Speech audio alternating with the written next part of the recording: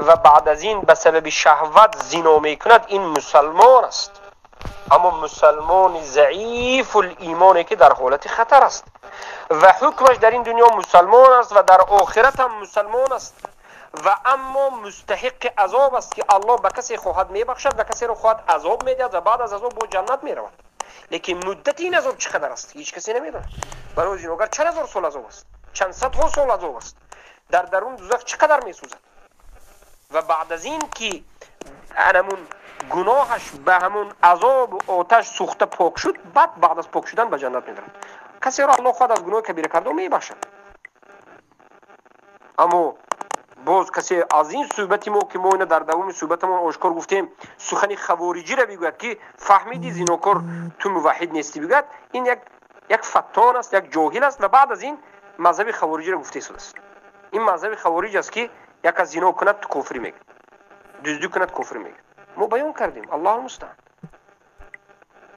یکی کمی به طرز خطرناکترش فهموندن بیان کردیم که نشود که بی‌ملال اعوذ بالله میبخشید است گفته گردد و به همین سبب زنا به کفر شرک رود.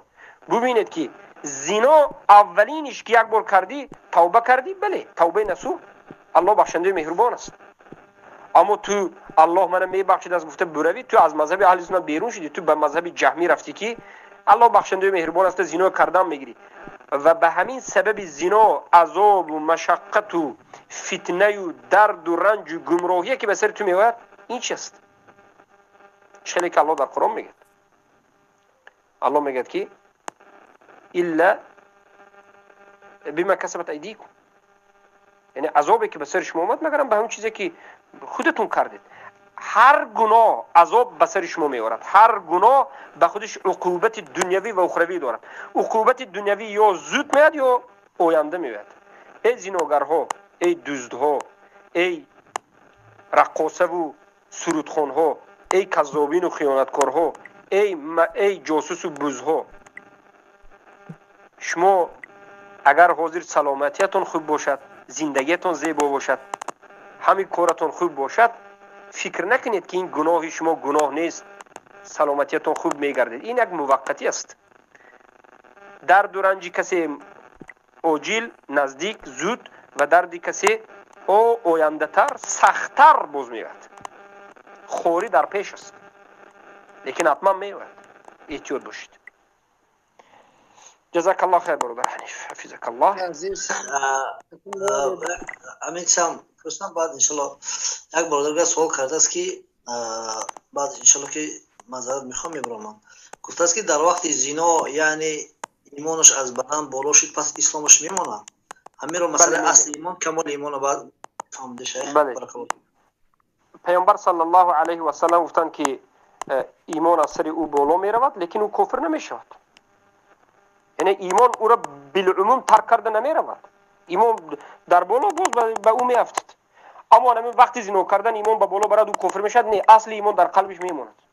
اصل ایمان در قلبش می ماند و او را ما در حالت زنا هم اگر مراد کفر نمیگیم. زیرا که علما میگن در حالت زنا هم اگر مراد امام نه یگون آدم مشهور نه، لیکن دیگر مسلمان ها او را چی میکنن؟ جنازه میکنن. بارک الله فیک. شیخ عزیز الله جزا خیرتون. دیت سوال فقط فراموش میکنم نه مختصر جواب میده. یکی که برادر مادرشون 45 یا که 55 ساله بوده، آیا میتونه که با نبیرهشون خردساله است مثلا از روسیه به تاجیکستان سفر میکنه؟ بله، نبیره بابا برای نبیره این پدر است. بابا حکم پدری به نبیره دارد. خب و دختر باشد خب نبیرهشون با نبیره یعنی مادر یا برادر کرد. گشت سوالتید نفهمیدم. یعنی کامپیر با نبیریش میتونه که سفر بکنه مثلا از روسیه تا تاجیکستان بس عملیات؟ نبیره کی است؟ این نبیره مرد است زن است؟ مرد است. این حالی بلاغت برستگی نیست. سینی تمایز به هست خیر کودکت نمیرفته بشکن یکون سینی مثلا تمایز چرا نمیتواند؟ میتواند ایشون. اولا از فتنه زنهای پیر دور است که مثلا امکاس از این فتنه های مثلا غصب و تجاوز و اینا صحبت کنیم که الحمدلله امن میشد.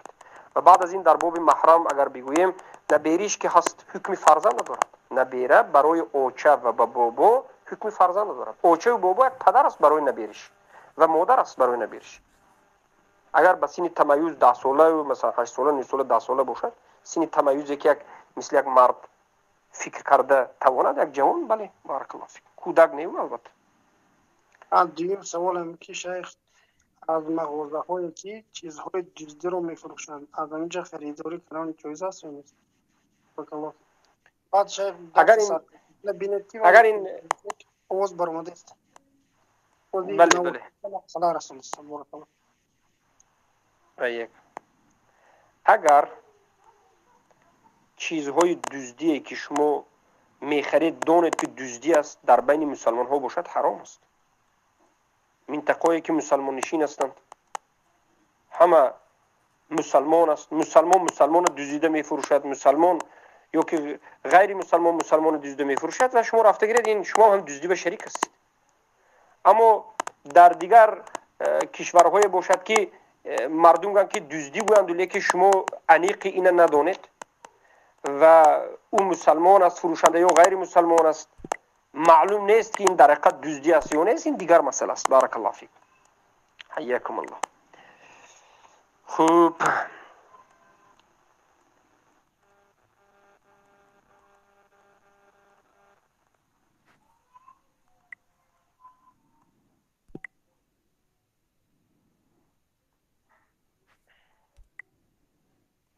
شیخ در قضیه ما ملا عقیدش خراب است، ما نماز جمعه را چگونه بخوانیم و نمازهای جماعت های چگونه انجام دهیم؟ نماز عقیدش خراب باشد از عقب این نه نماز جمعه و نه نماز 5 وقت خونده نمیشد، به این اجماع سلف صالح است. اما اگر شما به نماز به عقب این نروید، شما را گویند که تو یک سلفی هستی و یگون چی بگویند، شما را اذیت بیتن، در عقب او وقتی که نماز خوندید می آید به خونهتون نماز رو گشته انجام میدید. چگونه ای که ابن خزیمه زیاده از 20 سال این عمل رو کردن، احمد ابن حنبل زیاده از چندین سالها این عمل رو انجام دادن. اگر به نماز جماعت نبروند به بالاشون مصیبت می اومد، از همین جهت به نماز جماعت می رفتن و به خونهشون وقتی که باز می گشتن نماز رو از گشته بار دیگر انجام می دادن.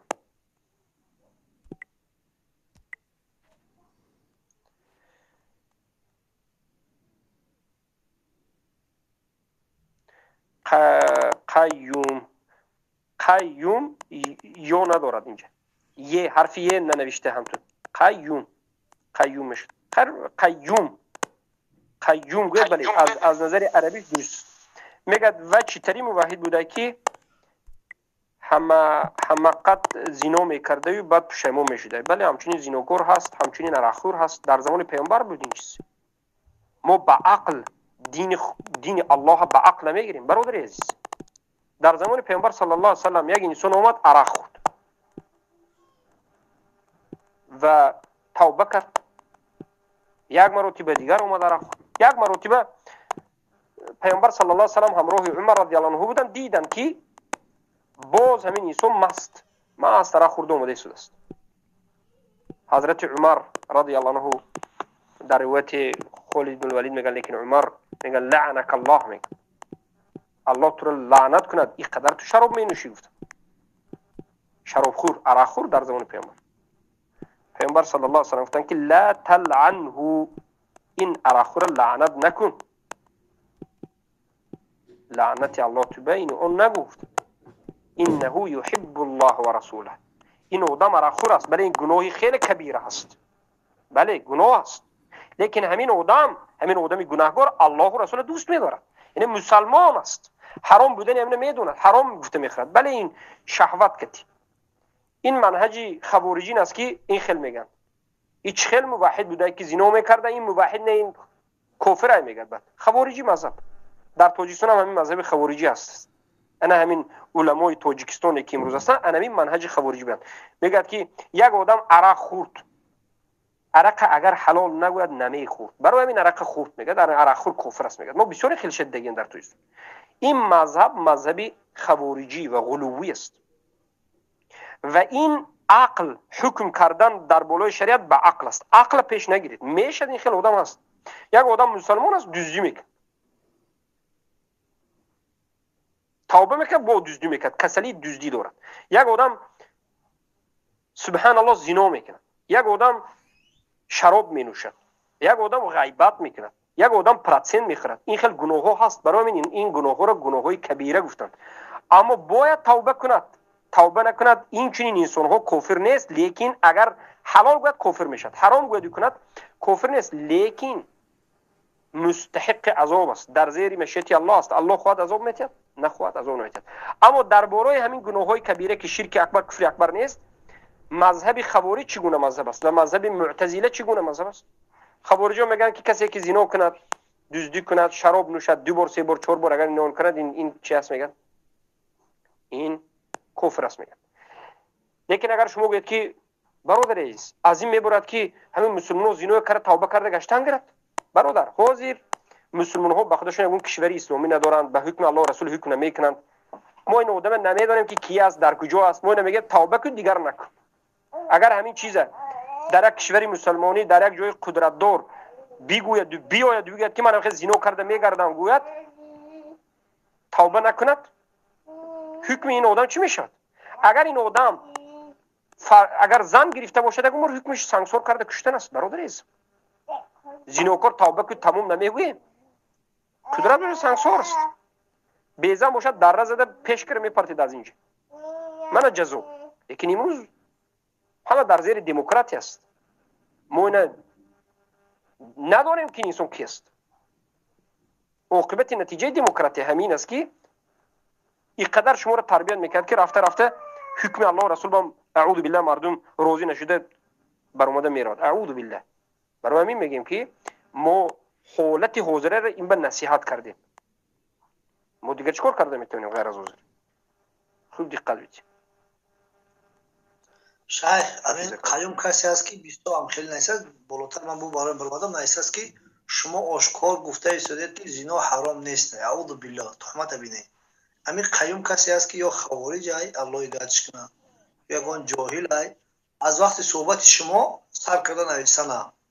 اول موحد نیست، بعدی که شما آشکار میگه ایستاده و آشکار گفته است که زنا حرام نیست. یعنی از گپ شما این بیچاره دو چیز میفهمه، یا که او کافر باید بگوی، یا اینکه حالا که شما گپ نگفته، یا اینکه چی شما زنا رو حلال میگه. اعوذ بالله.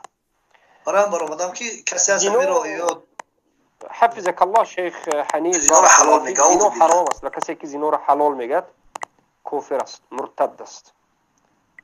کسی که در بین مسلمان ها گشته خودش مسلمان گفته زنا رو حلال میگه مرتد است. و کسی که تهمت بالای سر ما میزند یک متهم و یک ظالم بیش نیست. انا قیوم اگر سخن گفته باشد در بالای ما ظلم کرده است، تهمت کرده است و همین تهمت کردن و ظلم کردن خودش یک گناه کبیر است. الله المستعان. الله هدایتش بکند. لیکن میبینیم که غیر از فتنه از بعضی انسان ها دیگر چیزی نمیبرد. اینقدر فتنه را میخواهد که تو گپ آشکار و واضح فهمیده نمیتونه.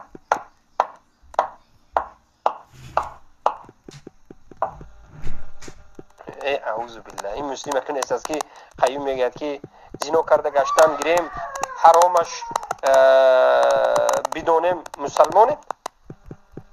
قصدن اگر به خاطر انا همون حکم الله فهمیدی، باز اگر گویی که خیر زنا که حرام میگیم زنا کرده میگردیم گفته به خاطر بازی مسخره تحقیر دین کنی، تو مرتد کفر میشی. هر جایی که تو حیله به دین میکنی منافق میشوی. هر جایی که مکر کردنی میخوای منافق هستی و هر جایی که در اینجا اومده من باب استهزاء سخن میکنی یا عمل میکنی مرتد میشوی. ما درباره کسی گوز دستیم که در حقیقت صادقانه در همین مشکلی هست. الله هدایت بکند. الله هدایت بکند. جای این چنین فساق و منافقین و کذابین اینجا نیست. دفع شو از اینجا. برادر ابو عبدالرحمن خب نوبدش کنین یک فتان چقدر وقتی ما را گرفت. این خیلی انسان ها باید محروم شود از سخنهای برادرهای طالب علم اهل سنت. چقدر 100 نفر انسان اینجا حالا انتظار هستند که ما یک صحبت علمی بکنیم، دارد ما را مشغول به دیوانگی بازار و دیوانگی خودش میکنه. کی از خودش فتان است. نوبدش کنین برادر عزیزم ابو عبدالرحمن.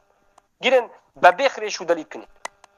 اینجا جای علم است، جای عقل است، جای فهم است، جای ادراک است، جای مسخره و بازی شوخی نیست. تو اینجا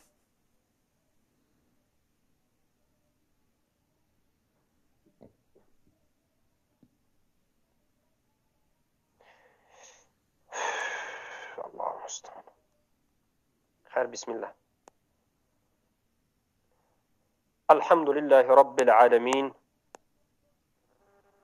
والعاقبة للمتقين والصلاة والسلام أتمان الأكملان على سيد الأنبياء والمرسلين سيدنا ونبينا محمد وعلى آله وصحبه أجمعين. أما بعد، السلام عليكم ورحمة الله وبركاته. برادران و خواهران مسلمانم، بارك الله فيكم ووفقكم الله بكل خير. این حلقه دوم از شرح کتاب الاصول السته، اصول ششگانه که از شیخ الاسلام محمد بن عبدالوهاب رحمه الله است. در حلقه اول به فضل الله سبحانه و تعالی به شما مقدمه رو بیان کردیم و حالا به این کتاب داخل می شویم. شیخ الاسلام رحمه الله فرمودند: بسم الله الرحمن الرحیم. اولین جمله که نوشتند این بود که به نام الله رحمان و رحیم، بخشاینده و مهربان میگن. معنای این بسم الله الرحمن الرحیم چی است؟ اگر به یک طرز عادی و ساده بگوییم، ابدأ بسم الله، اکتب بسم الله. هر کاری که میکنید انا همون گویا که فعلش است.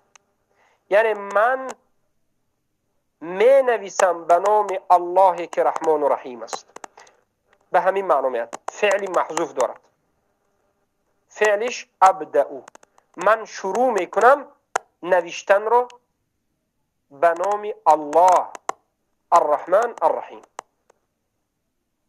بله، این سنت پیامبر صلی الله علیه و سلم بود که هر وقتی که نامه می نوشتند در بالای همون نامه بسم الله الرحمن الرحیم می نوشتند. و پیامبر هم این عمل رو ببینید به وحی الله گرفتند. در قرآن همین است که پیش از خواندن هر یک سوره جبرائیل علیه السلام بسم الله الرحمن الرحیم می گفتند. و قرآن هم که 114 سوره دارد، در 113 این سوره به بالایش بسم الله الرحمن الرحیم نوشته شده است. اما در سوره توبه که اولش براءة من الله و رسوله، براءت الله و رسولش رو از مشرکین اعلام میکند، بسم الله الرحمن الرحیم وجود ندارد. زیرا که الرحمن الرحیم این صفت رحمت الله بیان میکند و یک باره به براءت گویا که گفتند راست میاد. اما در همین درون قرآن 114 مراتب بسم الله الرحمن الرحیم است.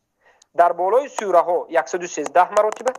در قصه سلیمان که سلیمان نامه نوشتند به یک پادشاه زنی که از یمن بود، ملکه سبا، گفتند انه من سلیمان انه بسم الله الرحمن الرحیم. یعنی سلیمان علیه السلام هم وقتی که نامه نوشتند بسم الله الرحمن الرحیم گفته اول نامه را شروع کردند به نام الله بخشنده و مهربان. پس این دلالت میکند که نوشتن بسم الله الرحمن الرحیم در اول نوشتن کتاب، در اول نوشتن نامه، در نوشتن ها این سنت تمام انبیا و رسول است و حجتش هم فعل سلیمان علیه السلام در قرآن است. و بعد از این یک سنت هست که پیامبر صلی الله علیه و سلم در نوشتن نامه ها وقتی که به هرقل روم، وقتی که به کسرای فارس، وقتی که به فراعنه مصر نوشتن، به همین نامه رو به بسم الله الرحمن الرحیم شروع میکرد. خیلی که نامه های پیامبر معروف است صلی الله علیه و سلم. و امروز هم ما باید وقتی که یک نامه، یک کتاب، یک خط می نویسیم، باید بسم الله الرحمن الرحیم در اولش نوشته باشه.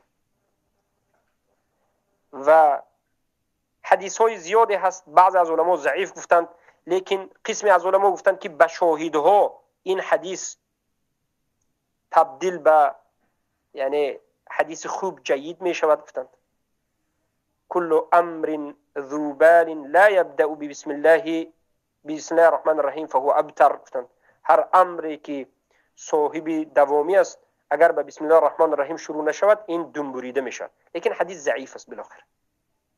اما نوشتن بسم الله الرحمن الرحیم این خیلی که حجت چه گفتیم از قرآن است و از سنت پیامبر صحیح است که در صحیح بخاری و مسلم نامه های پیامبر که به ملکای روم و فارس و مصر میفرستادند به همین بسم الله الرحمن الرحیم بود.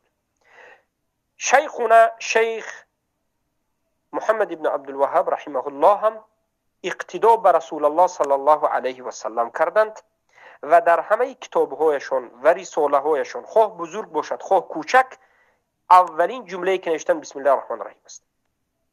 معنای بسم الله الرحمن الرحیم یعنی شروع میکنم به نام الله الرحمن الرحیم. امروز قسمی از تاجیکا میگن که به نام خداوند بخشنده مهربان، البته که سنتش انا همین است که بسم الله الرحمن الرحیم گفته شد. اولا الله را به نام ترجمه کردن به خدا درست نیست. خدا دیگر چیز است. کلمه خدا نام الله را به پرگی معنی داد نمیکنه، حتی یک جزئی کمیش هم معنی داد نمیکنه و این خیلی هم الحاد در اسماء الله است. بی حرف جر در زبان عربی است. وقتی که بی را دیدید پس این معلوم است که بی مثلا حرفای جر معروف است، مین الی عن علی فی رب الباء والکاف، اینها پیش از اسم فقط میاد، به پیش فعل هرگز بی نمیاد، به پیش اسم میاد. وقتی که به پیش اسم اومد این بی اسمی بعد از خودش اومده رو مجرور میکنه، جر و مجرور میگن بسمی، برای همین اسمی شد. اسمو بسم الله نگفتید، بسم الله نگفتید، بسم الله باید گفته شد. ای برای چی؟ برای که پیش از کلمه اسم بی آمد، بسمی باید شد. الله به اسم کی؟ به اسم الله مضاف به اسم الرحمن الرحیم. الرحمن الرحیم صفت الله سبحانه و تعالی. دو صفت الله، الرحمن صفت ذاتی الله است، الرحیم صفت فعلی الله است. شما باید فرقی الرحمن الرحیم روید. یعنی دو نام الله الرحمن الرحیم دو نام الله است و از این دو نام دو صفت گرفته میشد، دو صفت رحمت. لیکن یکیش الرحمن صفت ذاتی الله است. الله همیشه در حالت رحمت است. حتی در این دنیا میبینید به حیوان ها، به درنده ها، به زمین و آسمان، به انسان ها، به جن ها، حتی به شیطان رحمت میکند که شیطان هم نفس میکشد. اگر الله به شیطان رحمت نمیکرد شیطان نفس نمیکشد. به تمام بدین کسانی که از کفار مشرکین هستند و بودیست هستند و همین شرک کردن دشنام دادن الله هست. خیلی که در حدیث بخاری است شرک کسی که انجام میدهد الله دشنام داده است. اعوذ بالله. امروز در هندوستان میبینید که زیاده از هزارها دین است. قسم موش را به خودش اله گرفته است، قسم حیوان را، قسم گاو را. الله همه این را دیده ایستاده است، شنیده ایستاده است. لیکن ببینید که چقدر رحمانی الله، رحمت الله وسیع هست که با وجود این همه این گمراهی انسان ها در بالای ملک الله، این زمین ملک الله هست، انسان ها از ملکی در ملک الله هستند، مخلوقین الله هستند، با وجود این گستاخی میکنند، به الله شریک میکنند. لیکن الله به اونها رحمت کرد. چی رحمت؟ عمر داد، صحت و سلامتی دارد بسیار اینها و نفس میکشد، رزق الله شب و روز استفاده میبرد.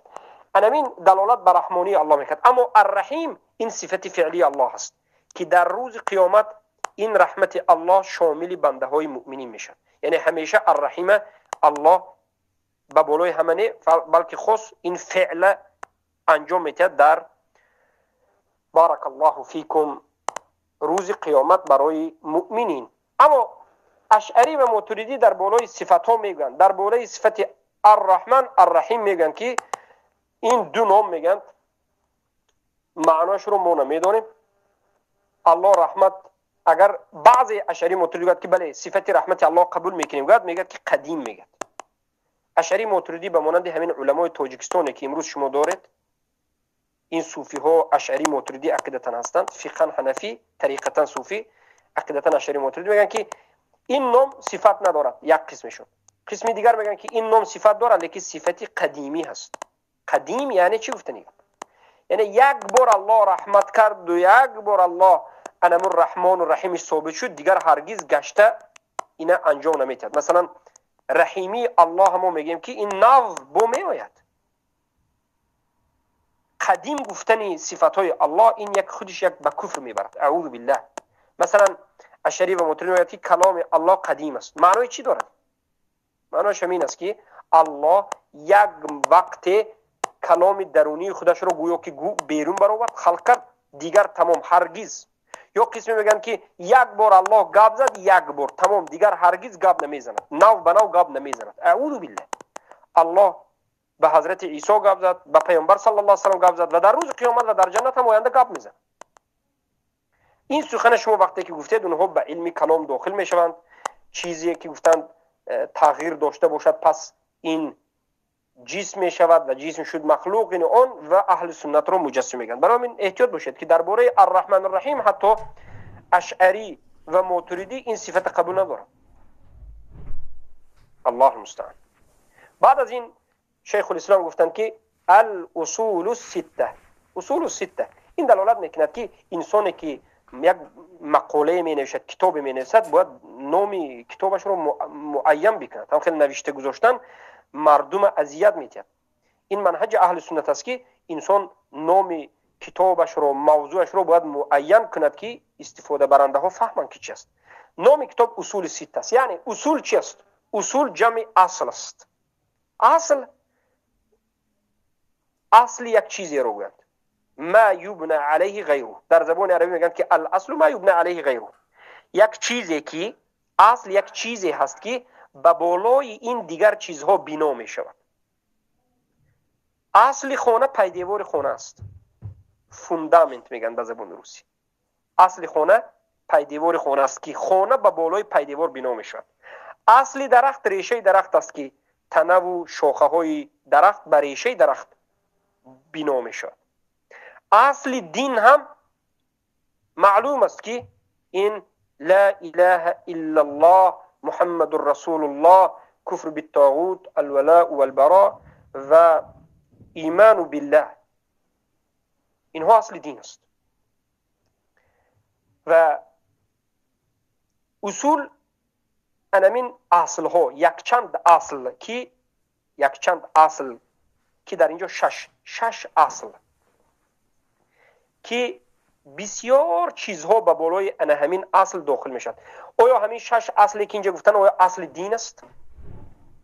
قسمی از علما گفتن بله اصل دین است و قسمی از علما گفتن بعضی از اینها مثلا اخلاص الدین لله تعالی. یکمین چیزی که شیخ الاسلام گفتن این اخلاص الدین، این اخلاص این توحید است. توحید من اخلاص است، یک نام. و بیان ضد اخلاص شرک، ترک شرک هم اصل دین است. ترک نمودنش. توحید به وجود نمی آید مگرم با ترک کردن شرک، شناختن و ترک کردن با علم. این اصل دین است. اما باقی مانده مسئله ها گفتن بعضیش خودش خاص اصل دین نگویم هم به درون اصل دین داخل میشد. لیکن در اینجا شیخ الاسلام مقصدشون اصل دین نیست. اصل سته شش اصلهای ششگانه که بسیار مسائل دین به بالای این به همین مسئله بزرگ باز میگردد. در این شش چیز اصل دین هم هست و بعض چیزهایی که به درون اصل دین داخل می شود، به مانند شناخت علما، مثلا بیان علم علما و غیره. لیکن بیان علم هم علما گفتن اصل دین است، زیرا که علم در اینجا توحید است. و بالاخره قسمی از علما گفتن این اصول سته همیشه اصل دین گفتن هم می شود که در آینده می بینید که چقدر این چیزهای اهمیت دارد. مثلا اخلاص توحید اصل دین است. اجتماع در بالای توحید دست شدن اصل است. از توحید دور شد شرک کفر شد. بعد از این علم توحید، بیان العلم بیان توحید، علم توحید است. اولیای الله و اولیای شیطان فرقش برفتن، یعنی همین موالات و براءت است، اصل دین است. الله اکبر. و رد شبهه شیطان که به اصل دین داخل می شود، اجتماع در دین، سمع و طاعت و غیره به اصل دین داخل می شود. و اصلی بسیار مسائل به همین اصل است. سته، بعض از علما میگن اصول سته چیست؟ اصلش سته نیست، میگن اصلش از سدس گرفته که جمعش سدوس است. برای من اصلی سته رو سدوس میگن. ستون و ستتون، سدسون و سدسون و سدسون، بالاخره ستون شش. و انا من اصل ششگانه رو پیش از شروع کردن دو قطار مقدمه کردن، دو سطر مقدمه کردن، شروع کردن رحمه الله. من اعجب العجاب وأكثر الآيات الدالة على قدرة الملك الغلاب، از عجائبترین عجائبات و از بزرگترین آیات هایی که دلالت به قدرت ملک الغلاب می کند. این چیست؟ ستة اصول بینها الله تعالی بیانا واضحا للعوام فوق ما يظن الظانون. شش اصولی که الله این شش اصول را بیان کرده است، بیانی که واضح و آشکار است به عوام، بالاتر از این چیزی که شما گمان میکنید. همون قدر الله بیان کرده است که بالاتر از گمان شما، بالاتر از فکر شما، این قدر بیان واضح کرده است. ثم بعد هذا غلط فيها كثير من اذكياء العالم. اما بعد از این بیان شدن این مسائل، بعد از این همه آشکار و واضح بیان شدن این مسائل، بسیاری از انسان ها که از عالم حساب می شوند، اهل فکر و خرد و اذکیا حساب می شوند، دانا حساب می شوند، خطا کردند. عقلای فرزندهای آدم خطا کردند. بجز اندک از کم انسان ها این مسئله را فهمیدند. انامین دو سطر اولی سخن شیخ الاسلام رحمه الله، همین دو سطر را ما به شما بیان میکنیم، شرح میدیم. بله برادر عزیزم، در حقیقت این یکی از عجایب ترین عجایبات است. این اعجب العجاب صیغه تعجب است که به دو حالت می آید. در حالت در حیرت موندن، یک چیزی رو می بینید در حیرت می مانید، و در بعضی حالت، در حالتی بعضی از علما میگن ترس و غیره. علمای لغت گفتن که عجب، انمین تعجب کردن، یا کلمه العجب النظر الى شیء غیر مألوف ولا معتاد، نظر نمودن به یک چیزی که غیر عادت است، غیر چشم داشت است. یک چیز میبینید که عادتا این چیز نمیدیدید، عادتا این خیلی چیز برای شما دیدنش یک چیزی عادی و ساده نبود، یک چیزی غیر چشم داشتی عجایبات رو وقتی که میبینید، انا همین رو عجب میگند. اما عجاب چی؟ عجاب عجب. عجب یک چیزی غیر چشم داشتی تعجب کردید. عجاب از حد عجب هم بالا میره، تعجب خیلی هم سخت. خیلی که در کتاب اللغه، کتاب العین، مدت عجب ذکر شده است، یا تهذیب اللغه مدت عجب نظر بکید، انا همچنین بیان کردم.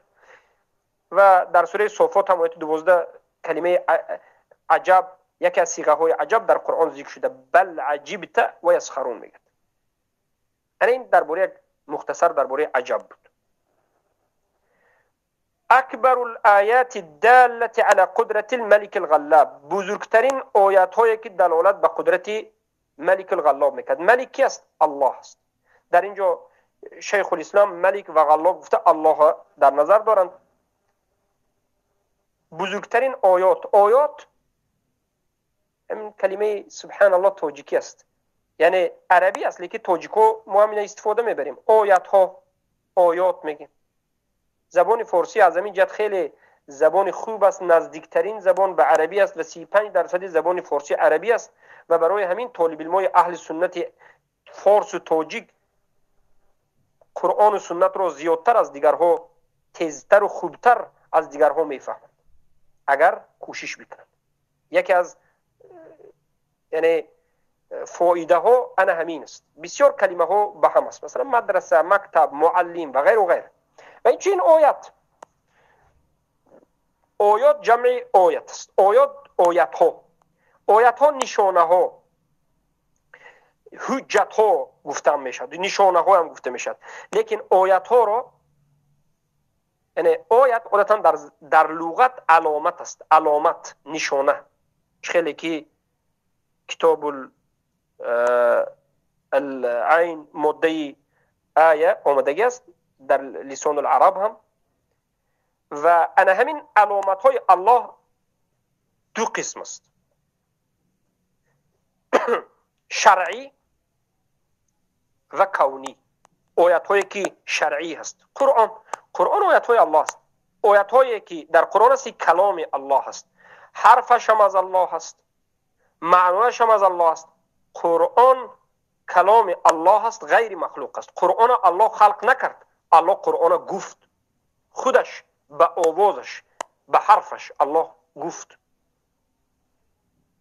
اما بعضی کسان میگن که قرآن الله خلق کرد، قرآن الله درونش هم سخن شو گفت شد. این خیلی آدم کافر میشه به اجماع سلفی صالح.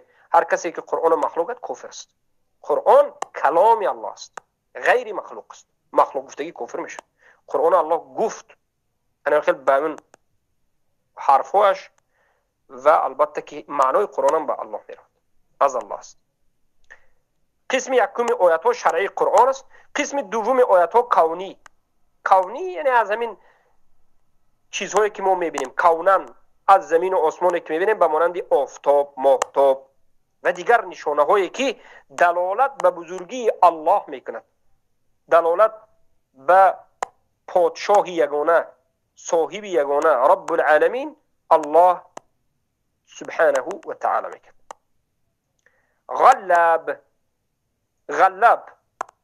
الغلاب ملک صفت الله است.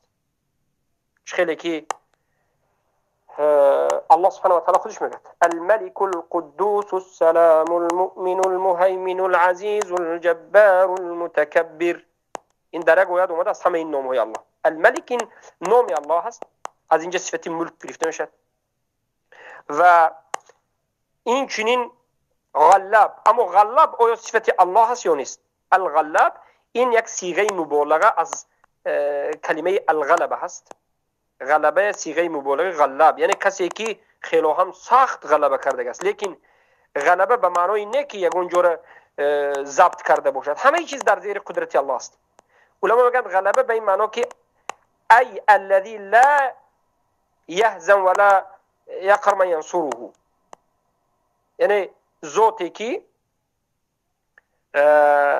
هرگز شکست نمیدهد و غضب نمی کند به همون کسی که او را نصرت میدهد. و سوره یوسف آیه 21 هم به این دلالت میکرد که الله سبحانه و تعالی میگه اعوذ بالله من الشیطان الرجیم والله غالب علی امره. الله غالب امرش است. همه امر در این دنیا و در آخرت کی اداره میکند؟ الله.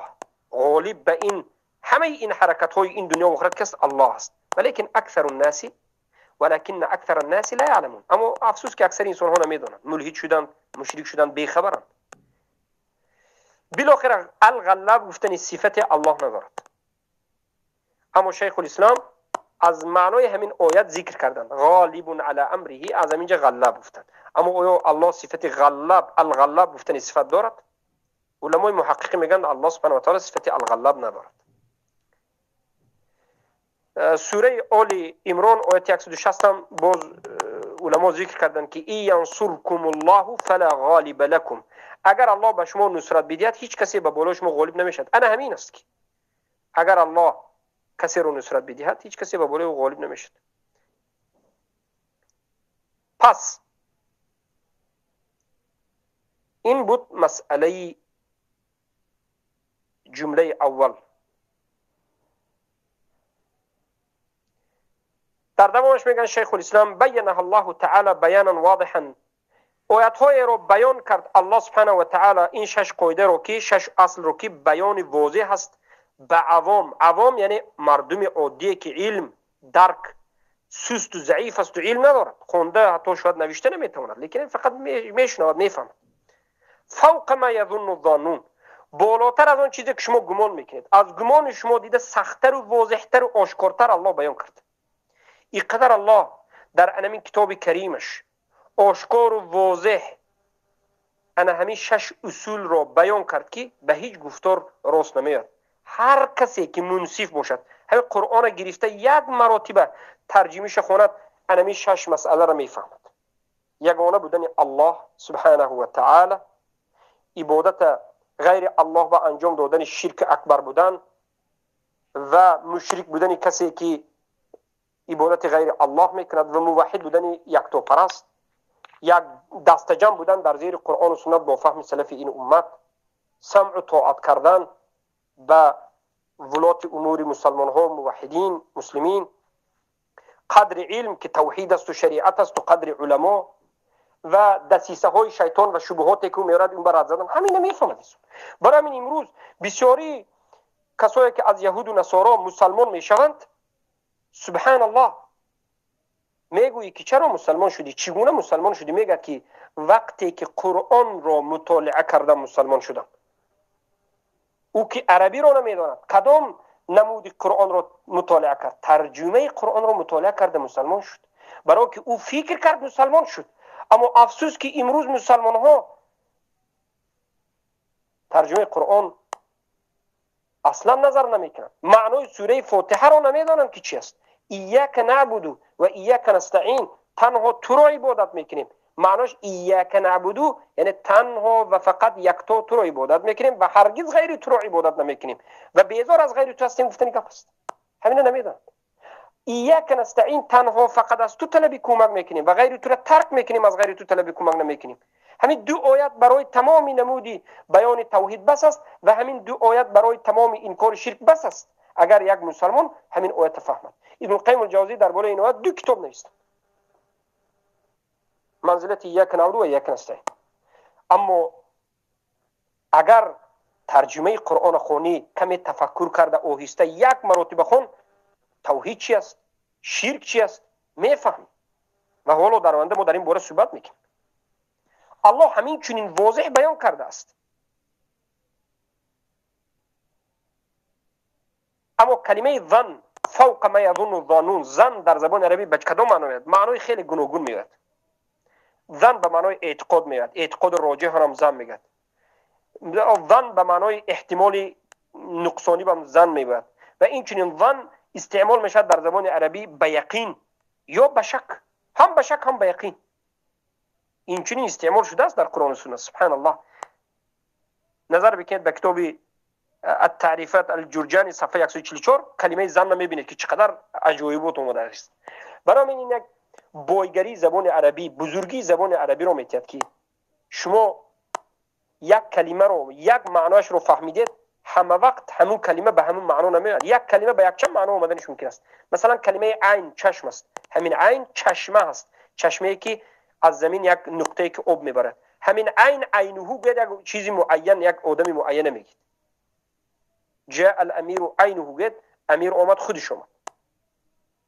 یا که ببینید کلمه ظن اعتقاد راجح، احتمال نقیض، در یقین و در شک، در 4 چیز معنیش اومدنش ممکن است. برای همین میگیم که سیاق جمله که ما معنای سخن میفهمیم در زبان عربی، سیاق جمله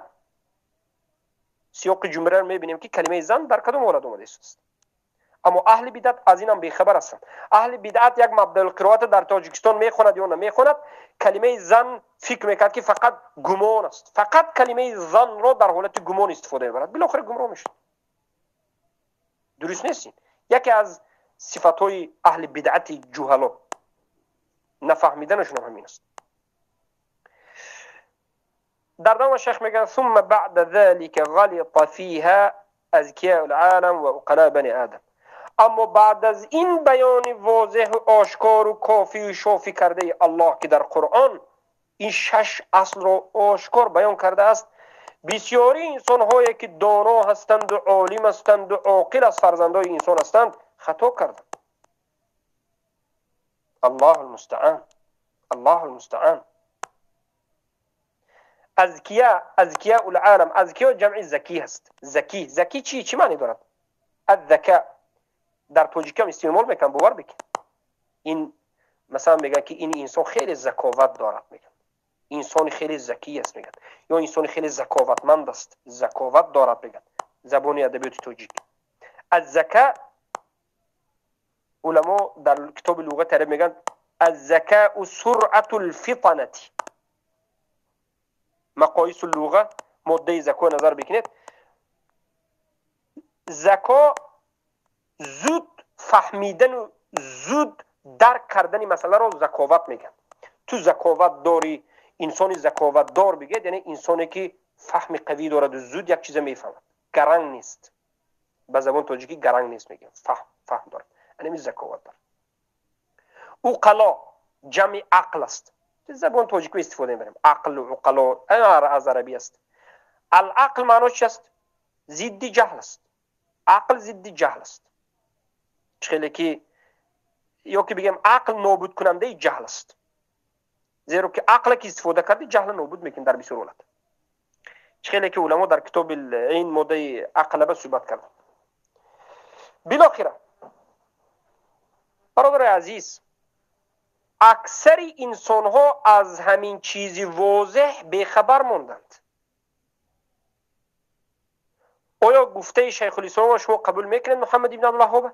یا میگید که شیخ الاسلام ها دعوای سلفیت، دعوای اهل سنت، دعوای مبارز و دعوای اسلام دوستدار و دفاع کننده، لیکن از این چیزا خبر ندارد. از همین اصل های ششگانه اولین اصلش که اخلاص است، افراد الله فی العباده، و ضد شرک است که صرف شیء العباده لغیر الله یا که تسویه غیر الله بالله و غیر ذلك. از همین اصل بزرگترین دین بیخبر است.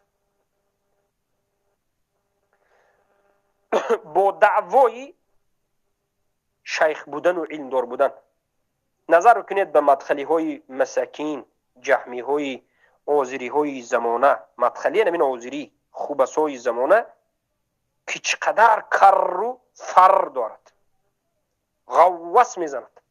ما سلفی صدقه سلف شوی، تو بخاک پای سلف نمیبروی، تو سلفی کجایی؟ تو کجا هستی؟ تو اهل سنت نیستی، تو سلفی نیستی، تو یک گمراه جهمی هستی. خودش سلفی میگه، ظاهرا خودش بله به سنت های پیامبر کم که ظاهری کار شما را فریب میدید، از توحید بیخبر است. اگر از توحید خبر می داشت مشرک مگر مسلمان میگفت؟ آیا ممکن است که توحید و شرک در یک جا جمع شود؟ ممکن نیست، زیرا که التوحید و شرک نقیضان، ضدان نه، نقیضان لا یجتمعان ولا یرتفعان ابدا. توحید و شرک نقیض است، هر دوش در یک جا جمع شدنش این هرگز ناممکن است. آب و آتش در یک جا جمع می شود، دیدیم، اما توحید و شرک در یک جا جمع نمی شود. هرگز شرک آمد توحید نابود می شود، توحید حقیقی آمد شرک باید نابود شود. اما مدخلی مسکین اومده میگه که نه هیچ گم نه، هر کسی که شرک اکبر کرد و هیچ گم نمیگه و مسلمان است، قلبش به ایمان است، این اون است، بالاخره شرک و اسلام در یک جا جمع کرده مسلمان میگه مشرک است. اگر همین قرآن مدخلی میفهمید، آشکار و واضح بیان شده الله میفهمید، آیا مدخلی همین سخن میگفت؟ نمیگفت. از این رو که مدخلیه که دعوای اهل قرآن، اهل سنت، اهل سلف، اهل حدیث این آن میگوید، از همین شیخ کلونش تو پایینش نفهمید. همین چیزی واضحه. حزبی ها اگر میفهمیدند آیا امروز دعوای حکم غیر الله میکردند و حکم الله ترک کرده خودشون مبارز گفته در همین راه میمردن؟ مگر اگر حقیقت این 6 چیز میفهمیدن که اولینش توحید است و ضد شرک است، هرگز این کارو نمیکردن. نفهمیدن. همین واضح ترین چیز را حزبی ها نفهمیدن. خواه اخوانی باشد، خواه نهضتی باشد، خواه دیگر و دیگر، خواه 24 باشد، تمام حزبی ها، برای که روش اینها غلط است، مخالف قرآن و سنت است. از همه واضح ترین چیز، اساس ترین چیز، اصل دین، مقصدی تمام آمدن پیامبران که همین زنده کردن توحید و نابود کردن شرک بود. همه نفهمیدن. این مدخلی ها، حزبی ها، صوفی ها، رافضه ها، حاضری ها، اشعری معترضی ها به همین اصل اول که اخلاص است و ضد شرک است مخالف همین است. توحید این کار میکنن، شرک دعوت میکنن. الله المستعان. بله، حالت ازکیای عالم انمین است امروز. چقدر انسان ها خودش امروز زیایی و عالم و والله اعلم صفات های گوناگون میتیاب از توحید بیخبر است. شیخ سلیمان علوان میگه که هر کسی که از توحید بیخبر است، این انسان عاقل گفتن غلط است. این عاقل نه. اگر این عاقل میبود الله هم میشناخت. کسی که اللهش یگانگیش نشناخت، خالقش، ربش، کسی که او را خلق کرد اللهش نشناخت، پس این چگونه عاقل است؟ این جاهلترین انسان است. این جاهلتر و احمقتر و گمراهتر از حیوان هاست. گمراهتر از خر خانه‌اش است. زیرا که حیوان ها میداند که الله رب العالمین یکتا و تنها است. یسبح له من فی السماوات والارض. هر چیزی که در زمین و آسمان ها است به الله تسبیح میگه. این حیوان ها به الله تسبیح میگه. الله المستعان. بله، اکثر انسان ها نفهمید، عاقل ها نفهمید. بجز این اندکی از انسان ها، بجز اندکی از انسان ها این به چی دلالت میکند؟ ای برادرم و ای خواهر مسلمانم که امروز شب روز اهل بدعت تو را میگه که خودت موحد میگویی، تو چند کسی؟ شما کمین، 2 کسین، 10 کسین، 100 کسین.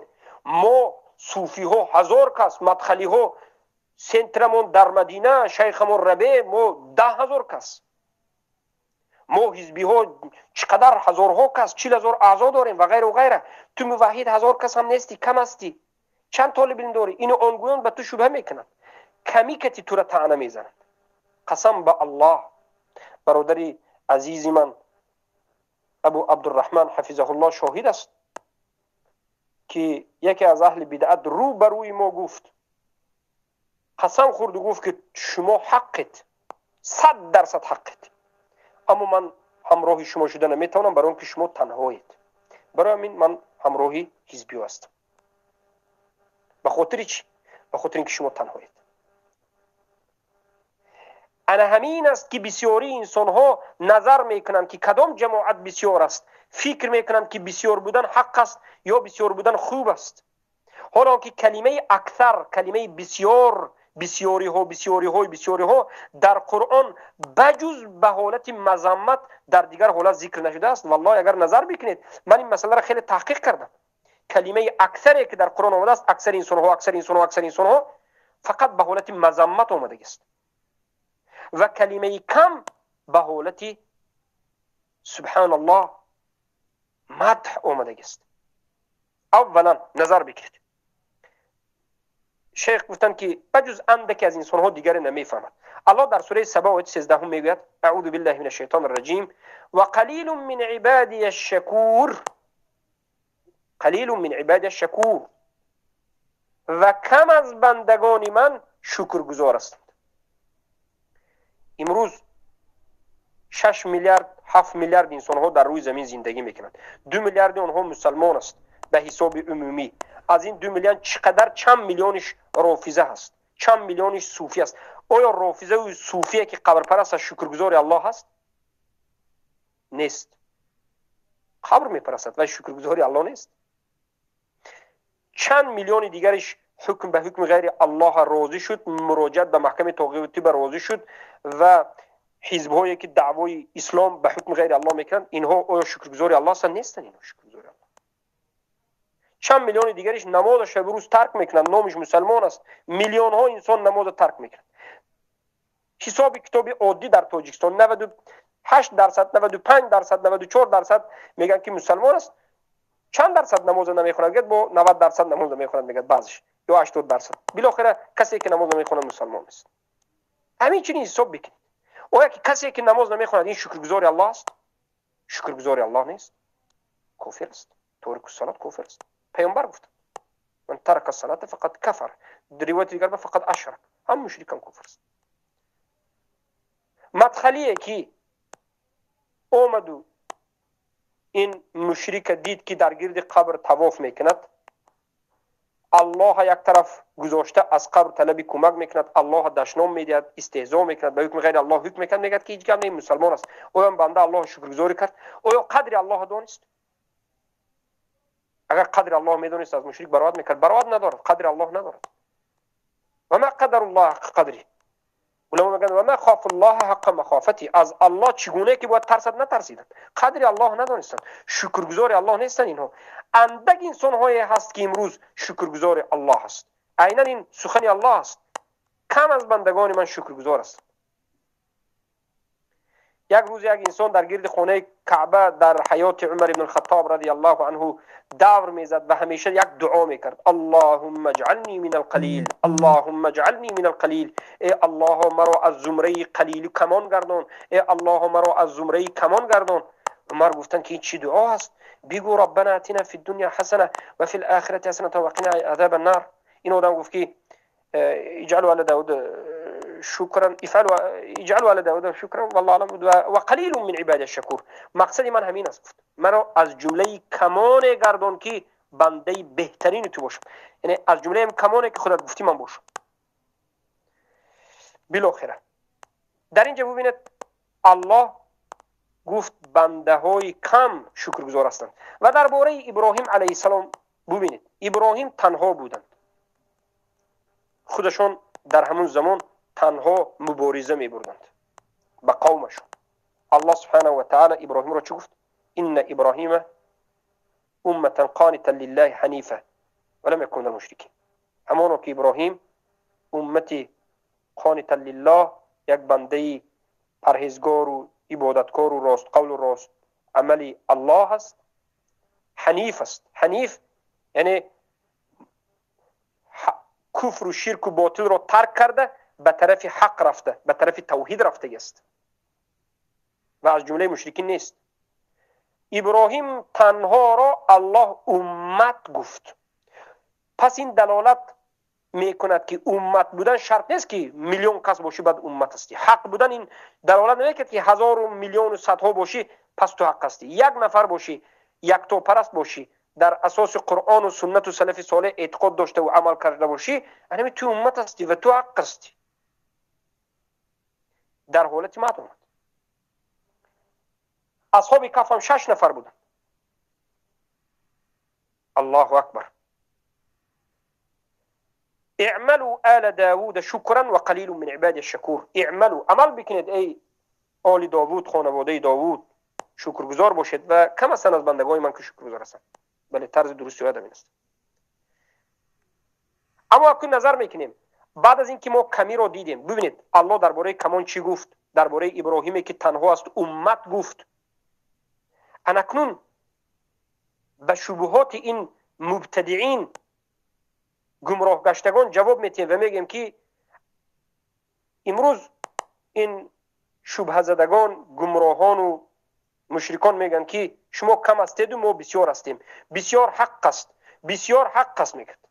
خیلی که امروز صوفیان هم شب روز دیده ساده اشعری، ماتریدی، مدخلی اینا مینازن که ما بسیاریم. گفت الله چی میگه؟ سوره بقره و تصدم به الله میگه بل اکثرهم لا یؤمنون. بلکه اکثر انسان ها، بسیاری انسان ها ایمان نمیآورند، به ایمان. اکثر انسان ها به ایمانند. اگر اکثریت کتی حق باطل جدا میکردیم، آدمای شکرگزار موحد کم هستند، اکثریت به ایمان هستند. چیکار کنیم؟ اکثریت به ایمان هستند، گفته به ایمانی را کفر شرک مگر حق میگیم؟ نه، اکثریت و کمیت این دلالت به حق بودن باطل بودن نمیکرد. باطل بودن معیارش قرآن و سنت است، فهم سلف است. بسیار باشی هم قرآن و سنت فهم سلف نمین است، الحمدلله. بسیاری کم باشی هم نمین است. هرگز شکست دل نشو که اهل بدعت زیاد است، یا هرگز به شبهه گرفتار نشد که اینها زیادند ما کم هستیم پس اونها حق هستند. در سوره مائده 103 الله سبحانه و تعالی میگه اکثرهم لا یعقلون، اکثر انسان ها عقل ندارند، عقل درست و اندیشه درست ندارند. ببینید عقل درست و اندیشه درست اگر می داشتند گمراه نمی شدند. همین مدخلی ها، آزیری ها، حزبی، صوفی، رافضه عقل می داشت مگر گمراه می شد. حجت می رسانی معنای آیت دیگر می کند. حجت می رسانی قبول نمی کرد مگر عقل داره این کار می کرد. الله سبحانه و تعالی در سوره انعام آیه 111 میگه ولکن اکثرهم یجهلون، بلکه اکثر این انسان ها جاهلند. عالم نگفت، جاهلند. در سوره انعام آیه 106 گفت و این تطع اکثر من فی الارض یضلوک عن سبیل الله، اگر اطاعت کنی بسیاری این انسان هایی که در روی زمین هستند گمراه میکنن تو رو از راه الله. یعنی بسیاری انسان هایی که در روی این دنیا هستند اگر تو اطاعت کنی اینها را از راه الله گمراه میشوی. هر کس اطاعت نکن، این خطاب به پیامبر و به امتشون هست. برای همین سلف صالح چی گفتند؟ گفتند که لیس العلم بکثرت الروایه، علم داشتن و عاقل بودن به بسیار خوندن و بسیار دانستن نه، بلکه انما العلم باتباع الکتاب و سنت، علم با پیروی شدن از قرآن و سنت است. برای همین نظر کنید که از کی علم میگیرید. این عالم زور است گفته کتابی زور از یاد کرد بسیار حافظ است بسیار میداند، نه، این پیروی قرآن و سنت با فهم سلف امت گفته بعد عالم شوید. کسی که پیروی قرآن و سنت نباشد از او درس نگیرید و اون عالم هم نگوید، بلکه گمراه است. در سوره یونس آیه 36 الله میگه و ما یتبع اکثرهم الا ظن ان الظن لا یغنی من الحق شیئا. در اینجا ظن به معنای شک آمد، نه یقین.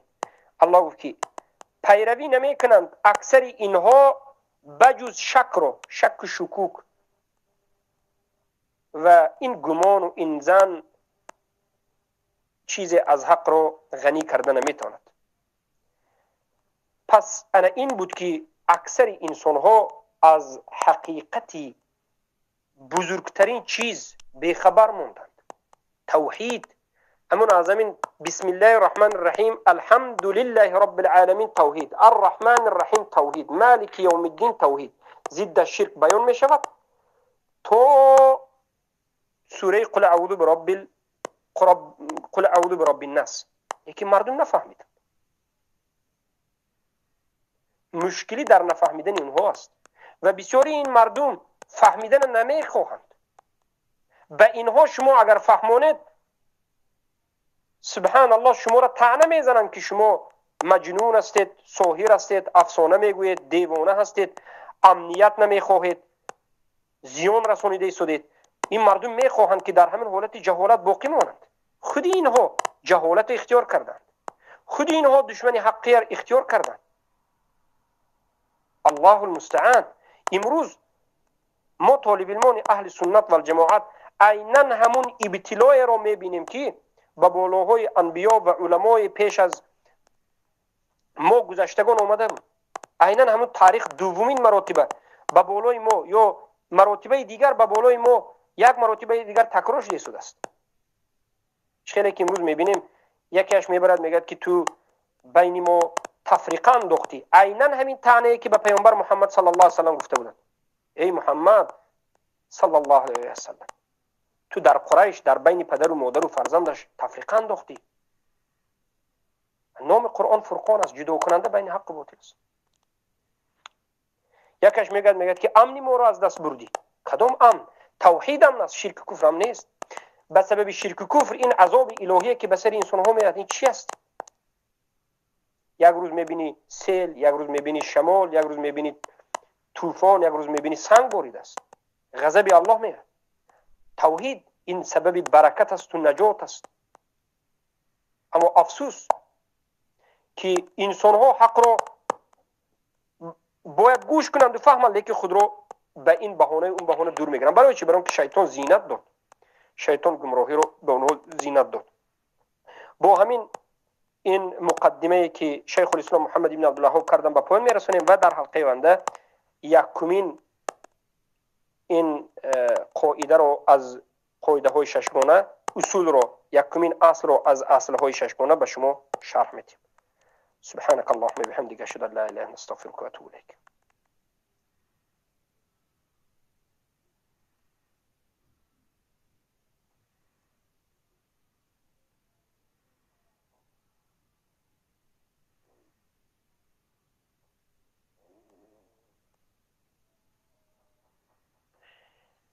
شیخ جزاک الله خیرا. الله جزا خیر تو باردرم صحبت میکنی؟ بله برادر عزیزم. السلام علیکم و رحمت الله و برکاته شیخ. و علیکم السلام و رحمت الله و برکاته. همون سوالی که اخی عبدالرحمن داد همون را پراتر فهمیدنیم که همون کمپیری که تاجیکستان میروه همون نبیرک بالغ نیست، میتونه که خودش طاقت بروه. انسان تا بلاغت رسیدن برادر عزیز دو مرحله دارد، مرحله کودکی و مرحله تمیز میگن. و افسوس که در تاجیکستان ما از سبب این علماهایی که امروز هستند که حتی علم فقه نمیدانند، انا همین چیز بیان نشدگی است در بین مردم. تا بلاغت همه حکم کودک میتن، این جهالت است. بلاغت عادتا از نظر سنت نظر بکنید یا مرد یا ریش میبرورد یا که احتلام میشود یا که 15 ساله میشد. اگر ریش نبرورد یا که احتلام نشد 15 ساله شد، در 15 سالگیش تمام بلاغت برسید. زن هم موی زیر ناف و غیره و هم حیض دیدنش و هم سنی سالی 15 سالگی و هم احتلام یک چیز زیاد میشد. این در سن 15 سالگی بلاغت است.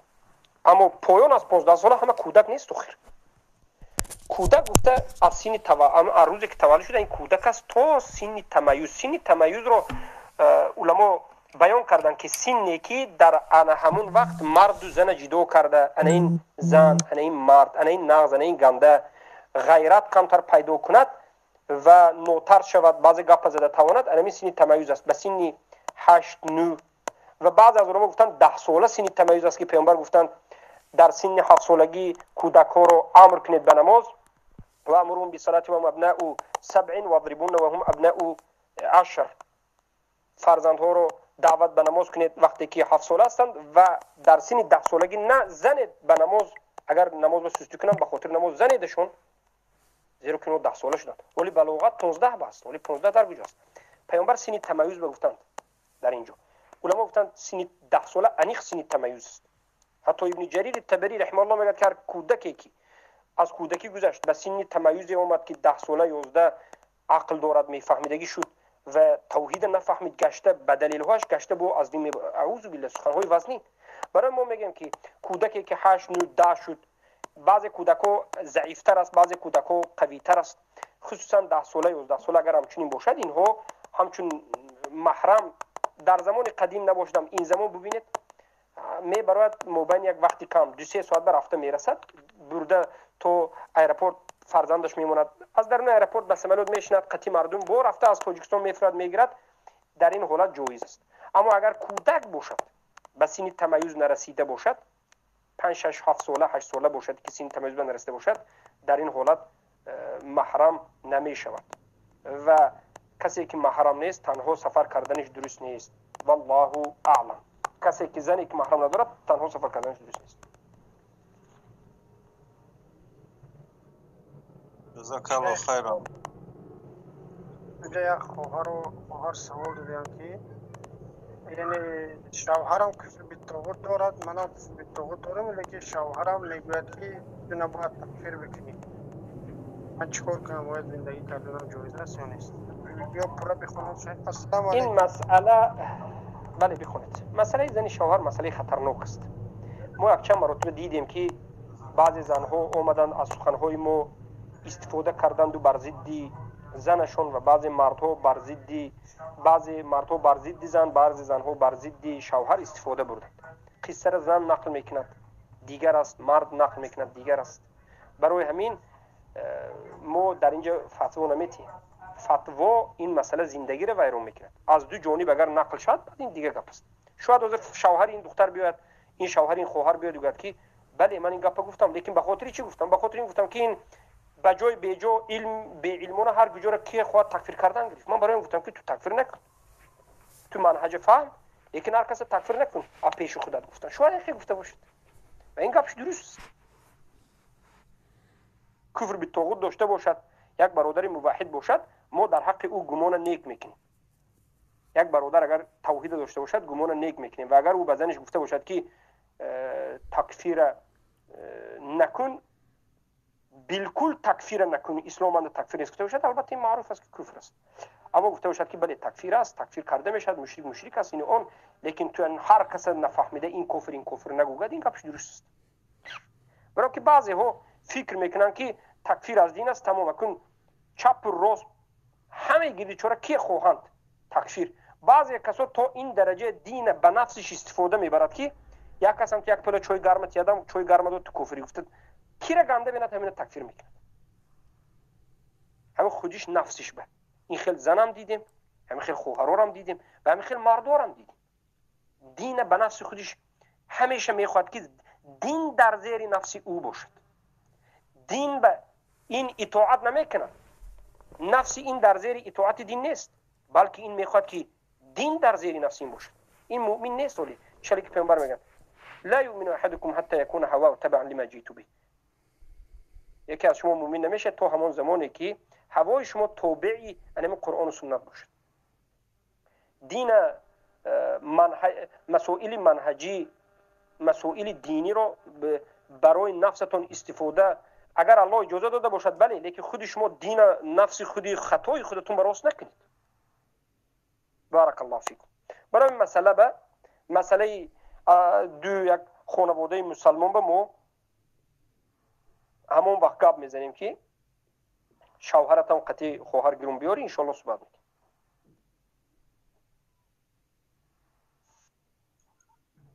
السلام علیکم و رحمت الله و برکاته. استاد عزیز. و علیکم السلام و رحمت الله و برکاته. الله نگهدار باشه استاد عزیز. یک سوال داشتیم، همین درسای توحید گوش کردیم. شرک اصغر همین کفارش چی باشه استاد؟ شرک اصغر کفارش یگانه گناه است. معذرت خواهی میکنم، یگانه توبه هست. کمی سبقت اللسان شد. یگانه گناهی که اینجا مقصدم توبه کردن از این بود، لیکن سبقت اللسان شد. یعنی شرک اصغر یگانه کفاره که دارد این توبه از این گناه است. شرک اصغر و شرک اکبر هر دوش بخشیده نمیشود. بعضی ها از جهمی و مرجعه ها میگن که شرک اکبر و کفر اکبر این بخشیده نمی شود، اما شرک اصغر و کفر اصغر هر دوش برابر است و بخشیده می شود. این منهجی باطل است. بلکه ببینید کفر اکبر و شرک اکبر و شرک اصغر این گناه های بزرگترین است که انسان اگر توبه نکرده میرد بخشیده نمی شود، حتما عذاب می کشد. یگانه کفاره این گناه ها، کفاره به این معنی که یگانه خلاصی روزی شدن از این گناه ها، یگانه حالتی که انسان از این گناه خلاص شده پاک می شود توبه هست. در زندگیش توبه نکرده مرد تمام. البته کفر اکبر و شرک اکبر توبه نکرده مرد ابدالابد در جهنم است. اما شرک اصغر عذابش می کشد سالهای زیاد، بعد از حتما عذابش می کشد. مثل گناه کبیره در زیر مشیت الله هست نیست، این خیلی نمیگه. در شرک اصغر مشیت در زیر مشیت الله هست نیست، بلکه این حتما عذاب می کشد، بعد به جنت می رود. که ما در همون اولای مقدمه های درس توحید اینو بیان کرده بودیم و باید همین خیلی خوب دقت بدید. زیرا که الله سبحانه و تعالی در سوره نساء و در دو جای قرآن که سوره نساء 48 گفت ان الله لا یغفر ان یشرک به و یغفر ما دون ذلك لمن یشاء.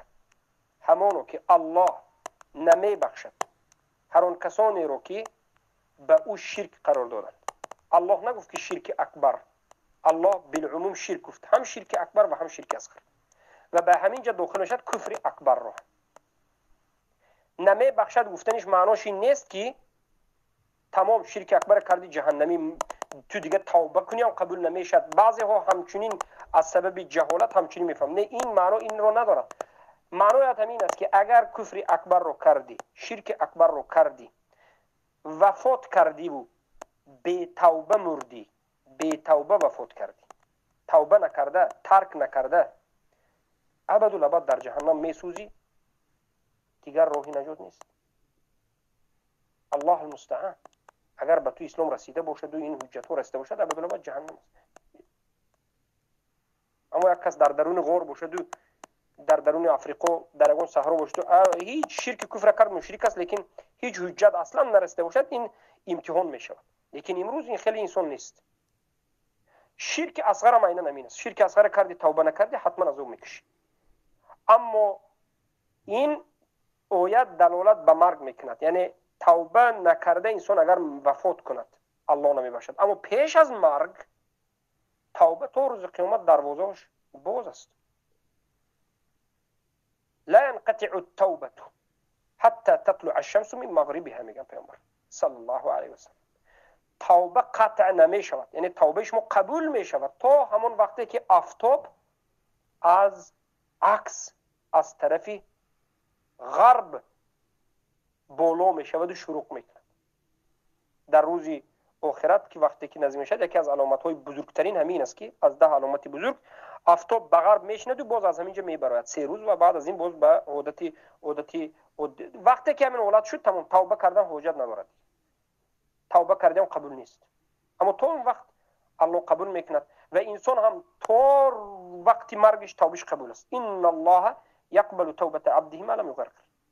الله توبه بندهش رو قبول میکند تا همون زمانی که غرغره نکرده باشد، در وقتی پیش از غرغره باشد. الله المستعان. برای همین شرک اولین گناه شرک اکبر است و کفر اکبر است، و بعد از این شرک اصغر است، کفارش توبه است، و بعد از این گناهی شرک اصغر است و گناه کبیر است. الله استعان بکنه. مثال گناه صغیره همی شرک اصغر اویش که نمیدونیمش، که مثال نمیدونیمش که چه خیلی توبهش کنیم. توبه چرا نمیدونید؟ شما اول همه شرک خودتون اول شرک اصغر میآموزید و بعد از شرک اصغر آموختن عملهای خودتون میبینید که شرک اصغر دارید.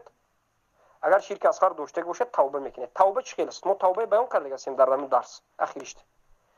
توبه بعضی از علما میگن 3 شرط دارد و بعضی‌هاش 5 شرط دارد. میگن شرط یکم، شما باید اعتقاد کنید که انا همون عملی که شرک اصغر بود باطل است، انا همون عمل انجام دادنش باطل است، درست نیست، حرام است.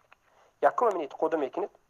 بعد از این انا همون عمل ترک میکنید، یا که اول عمل ترک میکنید، اول شرک اصغر یک بار ترک میکنید و اعتقاد میکنید که همین عمل کردنش حرام است و باطل است و شرک است، و بعد از این به این عمل هرگز باز نمیگردید و از گذشته کرده هایتون پشیمان میشوید و همیشه از الله طلب مغفرت میکنید که الله شما رو بخشد. همین 5 شرط که توبه به وجود میاد. توبه فقط الله منو بخش گفتم که بیمال گشتن نیست. توبه شرک اول دانسته شرک بودنشه، همینه ترک میکنید، همینه باطل میدانید، طلب مغفرت میکنید، پشیمان میشوید و باز نمیگردید و بازگشتن به این گناه به مانند بازگشتن به آتش میدانید. یک لحظه برادر عزیزم شما باشید، یک 5 دقیقه.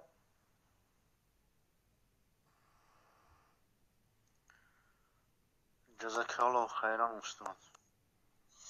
اخی عبدالرحمن، بله جان. همو مسئله که دیود دست رحیم با عروسی فهمیش استاد یا برگه میپرسیم. انشالله. برای فرزنده عروسی دا هم خیلی فهمیدن شد که استاد برادرو که گفتن ختم گفتی بود که استاد چی میگم؟ تمام استاد 5 دقیقه تو استاد وقت سایتو می رکلامش نی. انا امروز یک ویدیو تماشا کردم، شادی گدایفه یک اکتیور نفهمیدم شاعر در یک کارخانه همی فرهنگی تاجیکستان در همی جای дар бораи ҳазрати оиша камтар гапшо мерава. Ӯ одам дига хеле дурӯғ чӣ мекунад, ҳамиёра бояд шумо рад бизанем, мо фикр менам. Камтар таҳмат менан ба фикрам.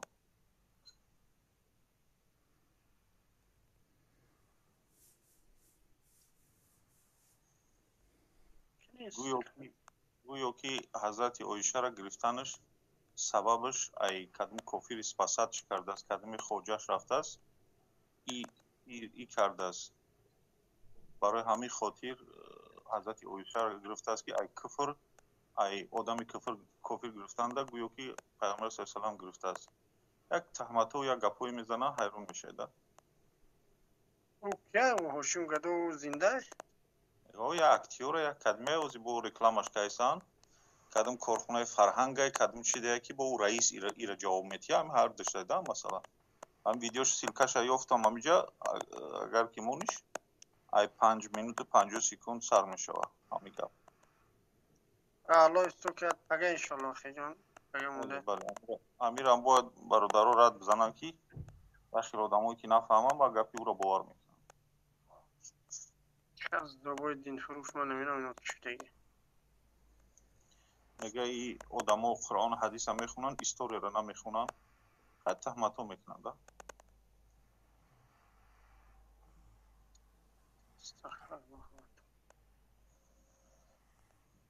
баъд амо гадоев мегӯяд, амо шоди гадоев айномшам чин аҳамият надодум. сураи бақара мега барои чӣ омадааст, чӣ ба гов гуфта омадааст. бигем ки ақл қати бисёр кор кайсан, не? номиш аз он сабаби амин мебиёд ки масъалаи гов мегзарад. насат яҳудиё мепурсанд ки чӣ хел гов асту, чӣ асту, чӣ нест. як тазаввуҳат динфурӯш. аллоҳ хорашон. амин. гурӯҳе ки ҳозир мепартоям бародаро, аллоҳ субҳанаҳу ва таоло истон ки омад ахи ки он чизи парстагим омад дар канал он неодарост мега канал маҳкам кард ҳисаб шинӣ.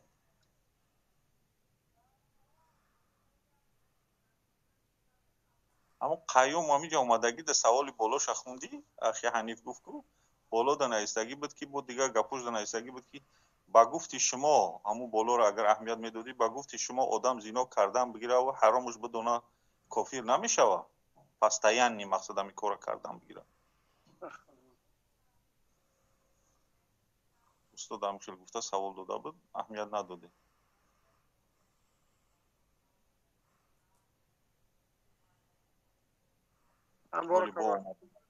این سلکی من پرستگی ماست. کسایی که قرآن خونده نمیتونین میخواید قرآن رو یاد بگیرید انشاءالله به نمی سلکه کپی بکن در پویسکی تلگرامتون گذارید پیدا میشه درس قرآن ساعت 6 مسکو آغاز میشه انشاءالله. قرآن مثلا خوب خونده نمیتونید یا تمام خونده نمیتونید فرق نداره. انشاءالله بید الله سبحانه و تعالی خواست الله سبحانه و تعالی به وقت نزدیک انشاءالله خوندن یاد میگیرید. الله استاتون کنه. من کامنتر رو بکشم. و کسایی که خوندن نمیتونید شرم نکنید از اومدن. انشاءالله بسیار برادرها خیلی یاد گرفتن الحمدلله. برادرهایی که اومدن. الله جزای خیرشون بده.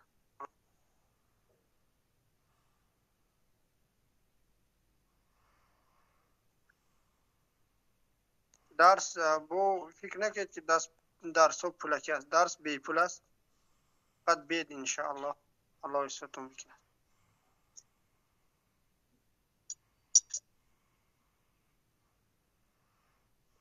کتاب هم ضرور نیست. همین تلفن تون که بید کتاب هم خودمون ما برای شما میپرتیم همیشه دسترس میکنیم. اخی بعد کامنتاری هم بود. شدم اخی. نه звук отключен нишон дойсаст. Не шудам, да, шудам ахи. Анак шуд.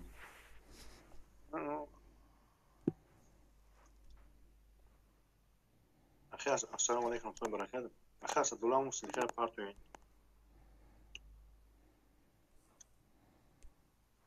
حاضر پارتومینا کدمتی بعد گوش منه بینه یکی رامون فکر میکنم که برادرو باید رد بزنم. سلام و علیکم السلام و رحمت الله و برکاته. شیخ سوال داشتم امی درباره می اشریتو امی اشریتو حاضر کی است؟ حکم اونها کی است؟ کفار مشرکین هستن. حاضرتون پیشینشان. سلاف 500 سلاف نقل میکن والله علم امام ابن القیم جوزی تکفیر کرده. من همین روز بودم که اشعری و ماتریدی کافرن خوارجی هم بودن دلیتو کلا. بله درس قرآن برای مرد هاست. اینجا پرسیدن اخی عبدالرحمن بخشش برادر. برای مردها برای زنهایی که میخوان چیکار نمیشه درید لچکام نستید شما دور میکنیم ان شاء الله برای زنها. اخی جان برای زنها هست بله تلگرام دارم ان شاء الله خدمت رسید. زنها هست. وای مثلا اینجوری اوبش کردن نمیشه. سعید زنها رو برادر رو ندید. برادر اونجا دارم چیکار میکنن اخی؟ خیانت در مورد نشسته نمیدونم. از اونجا گاب گفته بیرون برود. بله اون نه این برادرها هم سن روان و دایی که مال برادرها در من در سطح بجایی شیخ در سطح بجایی با مردم دیگر مردم روززبان قتلی که کردم علی خدای را گریب برورد آذری گفت آذری را تکفیر نمیکنه رو تا سیاه کردیم من کتاب علی خدای را سید مثلا من قبل محترم میخونم در نوع حجتاش میگم که آذری را تکفیر میکنه شرک اکبر کفر اکبر در عذر نمیتیه علی خدای کارشون کندگی یک کتابی عذر بالجهل داره یک مونه عالمی که خیلی فصیح گوزده در باره عذر بالجهل علی الخدای را سبحان الله مجتهد الله آزادش بکنه بله دیونه بعد شیخ همین انسانی که بگه که دعوت نکن دعوت بخشی نکن در این باب مسئله این یک دعوتی را آورده ای که مثال دعوت خطای خودت فکر کردگی خودت پریدومت کردگی با سوی الله دعوت نکن در روی الله دعوت نکن همین انسان حکمش که همین سخنی کفری نیست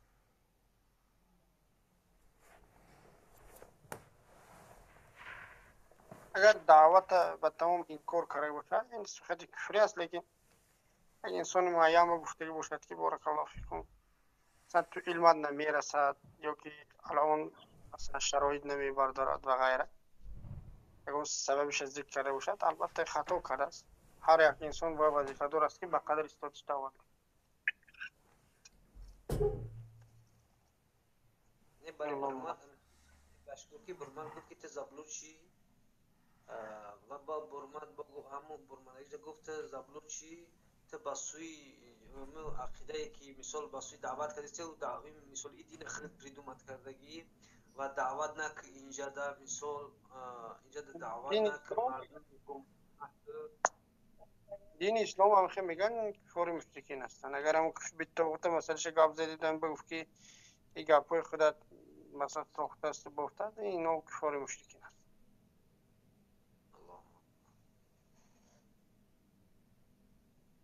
اونا یک خودشون مسلمان گندن و گمان دارن که مسلمان هستن این معنی لا اله الا الله را نمیدونی الله یو را هدایت میکنه اصلا دل مردم نمیدونستی هم مردم که کلون ریشوش رو پخته بری سفید چالموی سر در بوری سر همی کتزن کتخر گفتی همون که بولوگزار همون معنی لا اله الا الله را نمیدونه برجوکسی را بولو را گرفت از بر بولو را گرفت دا او رو ونی او ششته نمیشه دا هوا دهنی او نمیشه شده این اصلا دلتا گمرو بود یعنی مرد که کلون و هم که گنده هستن که اخی عبدالرحمن دایت داری کتاب فارسی سرگذشت صحابه بودن اما یک از پرسیده کتاب سیلکش همیشه پرسته بگیرم برادروز کچت کنن و فارسی توفوني قلم مستفي لما أنا يفتحوا لي يوم شو خواتم نعم دور مش تليفون ما برای کدوم پرسیده است برای یوم میگم يا أخي جو من مثلا من السلك بسنا كنا دريك توفونا واه شیخ یک سکون بس که من یک سوال یک برادر سبحان داد من یا نمیشناسم این کی است شما شاید بشناسینش یک نام شیخ گرفت والله عالم این کی است من نمیدونمش من همین سوال داد که بپرس یک بار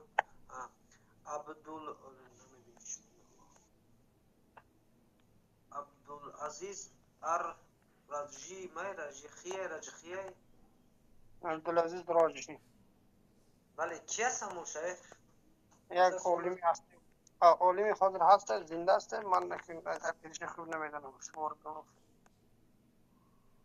من سوال نکی همش ممکن است گوش کردن برادرای طرف کی است طرف کفکز آدمی هم گفت میشناسنش برادر طرف کاوکاز همین نادر ابو خالد ترسو دارن اونا گوش بکنن او پریودایی که کرده استودن هر پریود چی بخورد سخیش عبدالعزیز راجعی تو هندون دانستن نیمش کردی نیست و تعریفی ها تعریفی در زندانه ها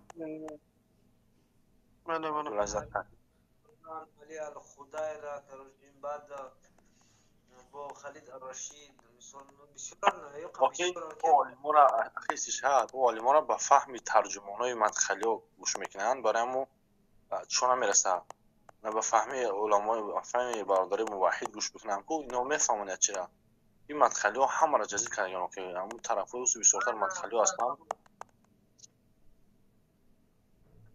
با فهم شاگردایی که میفهمن با فهم شاگردایی بسیار است پریوچکای خالد الخدای جایکو شاید بله بله با فهم انا مو میفهمن که با خین از دست سبحان الله این پریود که کچه باید دارشاب کنن کنن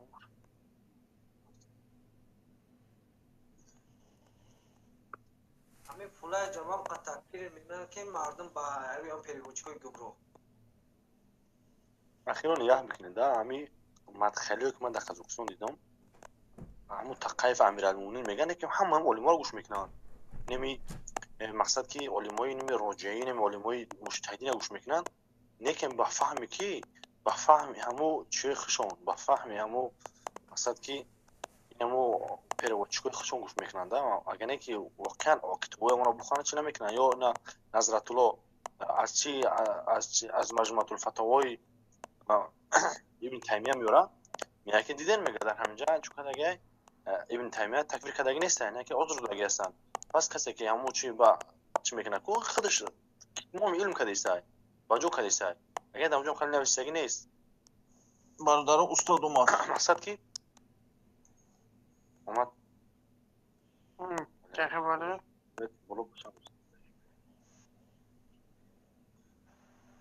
السلام عليكم ورحمة الله وبركاته. علیکم السلام و رحمت الله حياك الله. معذرت خواهی میکنم برادر عزیزم الله استون کنم. استاد یک سوال دیگه داریم بخشش در برای فرزندوی ما رسید کلام شدگان بخشش برادرو قبولای سوالاتو همینجا کلام شدگان همین مسئله رحمان رحیم گفتی همین رحیم شبا عروسی مثلا ترجمهش یک نکرده که ایو دیگه خیلی فهمیدن دیگه جدا دیگه خیلی فهمیدگان همین را چه خیلی شه انیقش نمیدونم روز که چه خیلی میشده باشد برادر عزیزم. از یک دقیقه منو شیخ من باوسی مدرس من کتاب بفرمایید. مثلا تازبان روسی میشوه که یک سکون میشوه که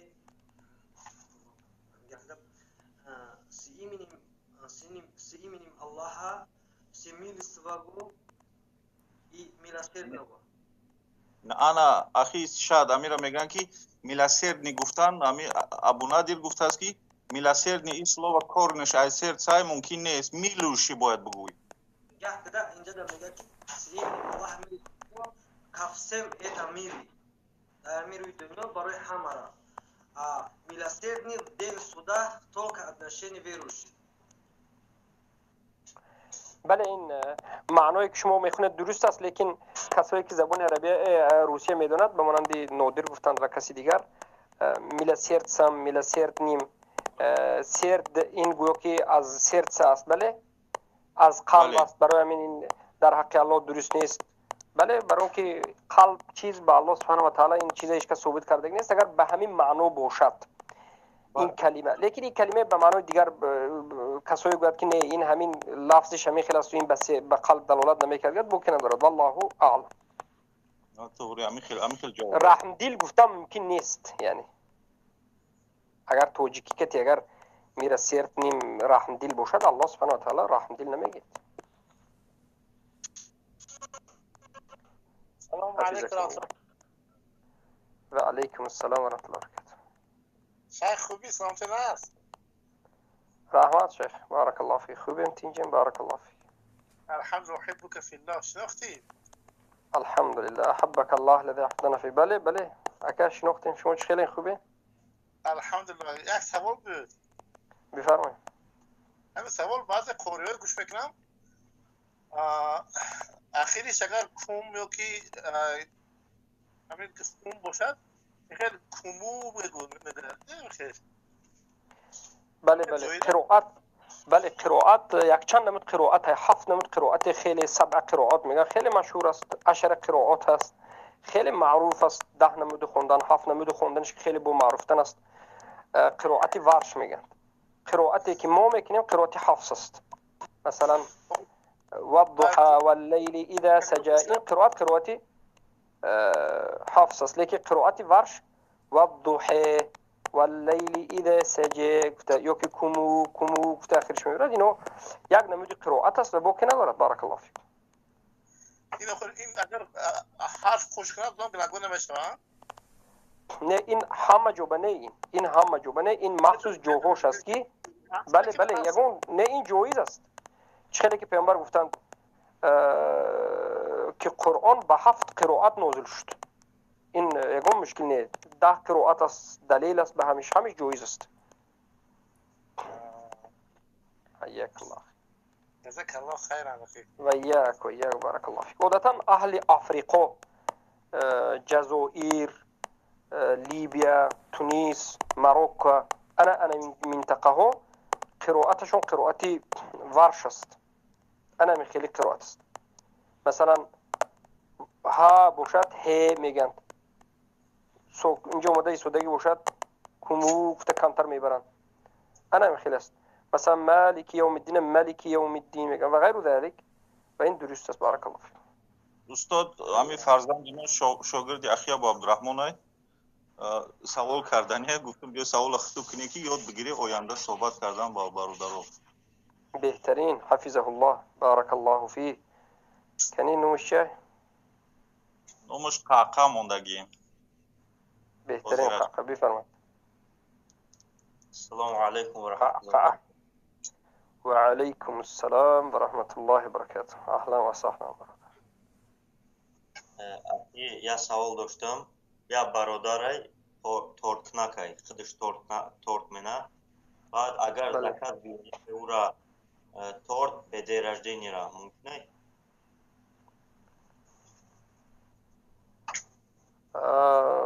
جشن گرفتنی مثلا روز تولد این چیزها یا که عید نه اخی نفهمیده. مقصد که یک انسان تورت میپزد زکات میاد میفهمیده است که همین زکات تورت برای دیناردن جشن گرفتن همین زکات میگرفتگی بوده است.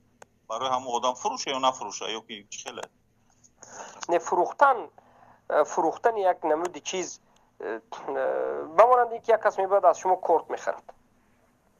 بله شما اونا کوفته نمیگردید که این کورت کتی چی کور میکند گفت میرد شاید اون کوری بد میکند یا که اون کوری حلال میکند یا حرام میکند. بمانند اینکه کسی میاد از شما تلویزیون میخرد.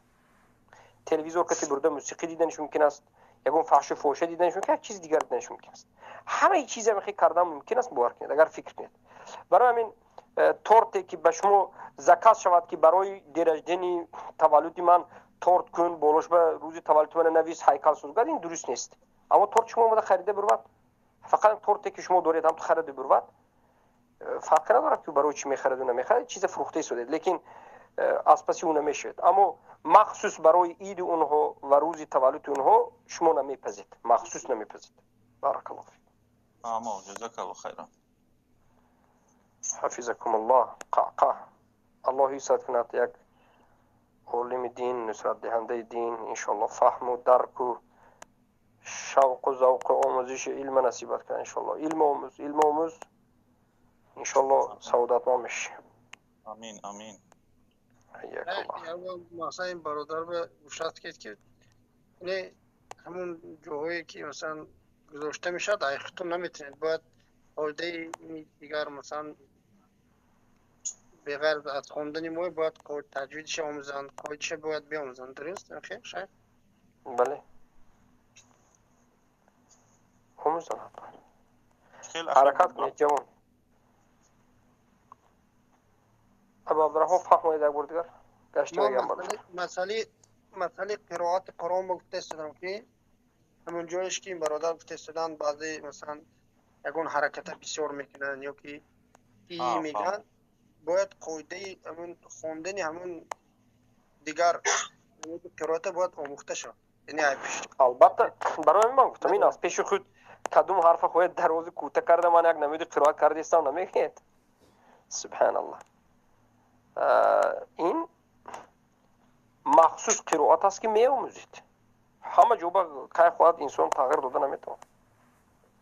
الله هیست کردیم برادر ما که جوان هستند. نصیحت ما همه جوان ها با جوان هایی که شوق ذوق آموزش علم دارد، خواه از جوان های پسر بچه ها، خواه از دختر، هر یکی شما وقتی که شوق و ذوق آموزش علم دین دارد به دیگر چیز مشغول نشوید، به علم به علم به علم. شب و روز از الله طلب دعا کنید، رب زدنی علم، رب زدنی علم. علم زیاد کن گویان دعا کنید، ذکر زیاد کنید، کلمه توحید زیاد بگوید، شب و روز بگوید، صلوات به پیامبر خیلی زیاد بگوید که این چیزها باعث میشد که این ذکرها باعث میشد که باز الله رحمتش به شما زیاد میکند. از گناه ها دور شوید، از بیهودگویی دور شوید، نیت های آرزوهای علمی بزرگ کنید، همین گمان های خوب کنید برای آینده، آرزوهای خوب کنید، زیرا که گمانی که شما میکنید الله به همین گمان شما به شما معامله میکند. حسن ظن کنید، گمان های نیکو بکنید و خیلی کوشا باشید. قسم به الله سالهایی که ما سال 2001 2 3 4 5 وقتی در تاجیکستان بودیم چقدر شوق و ذوق آموزش داشتیم،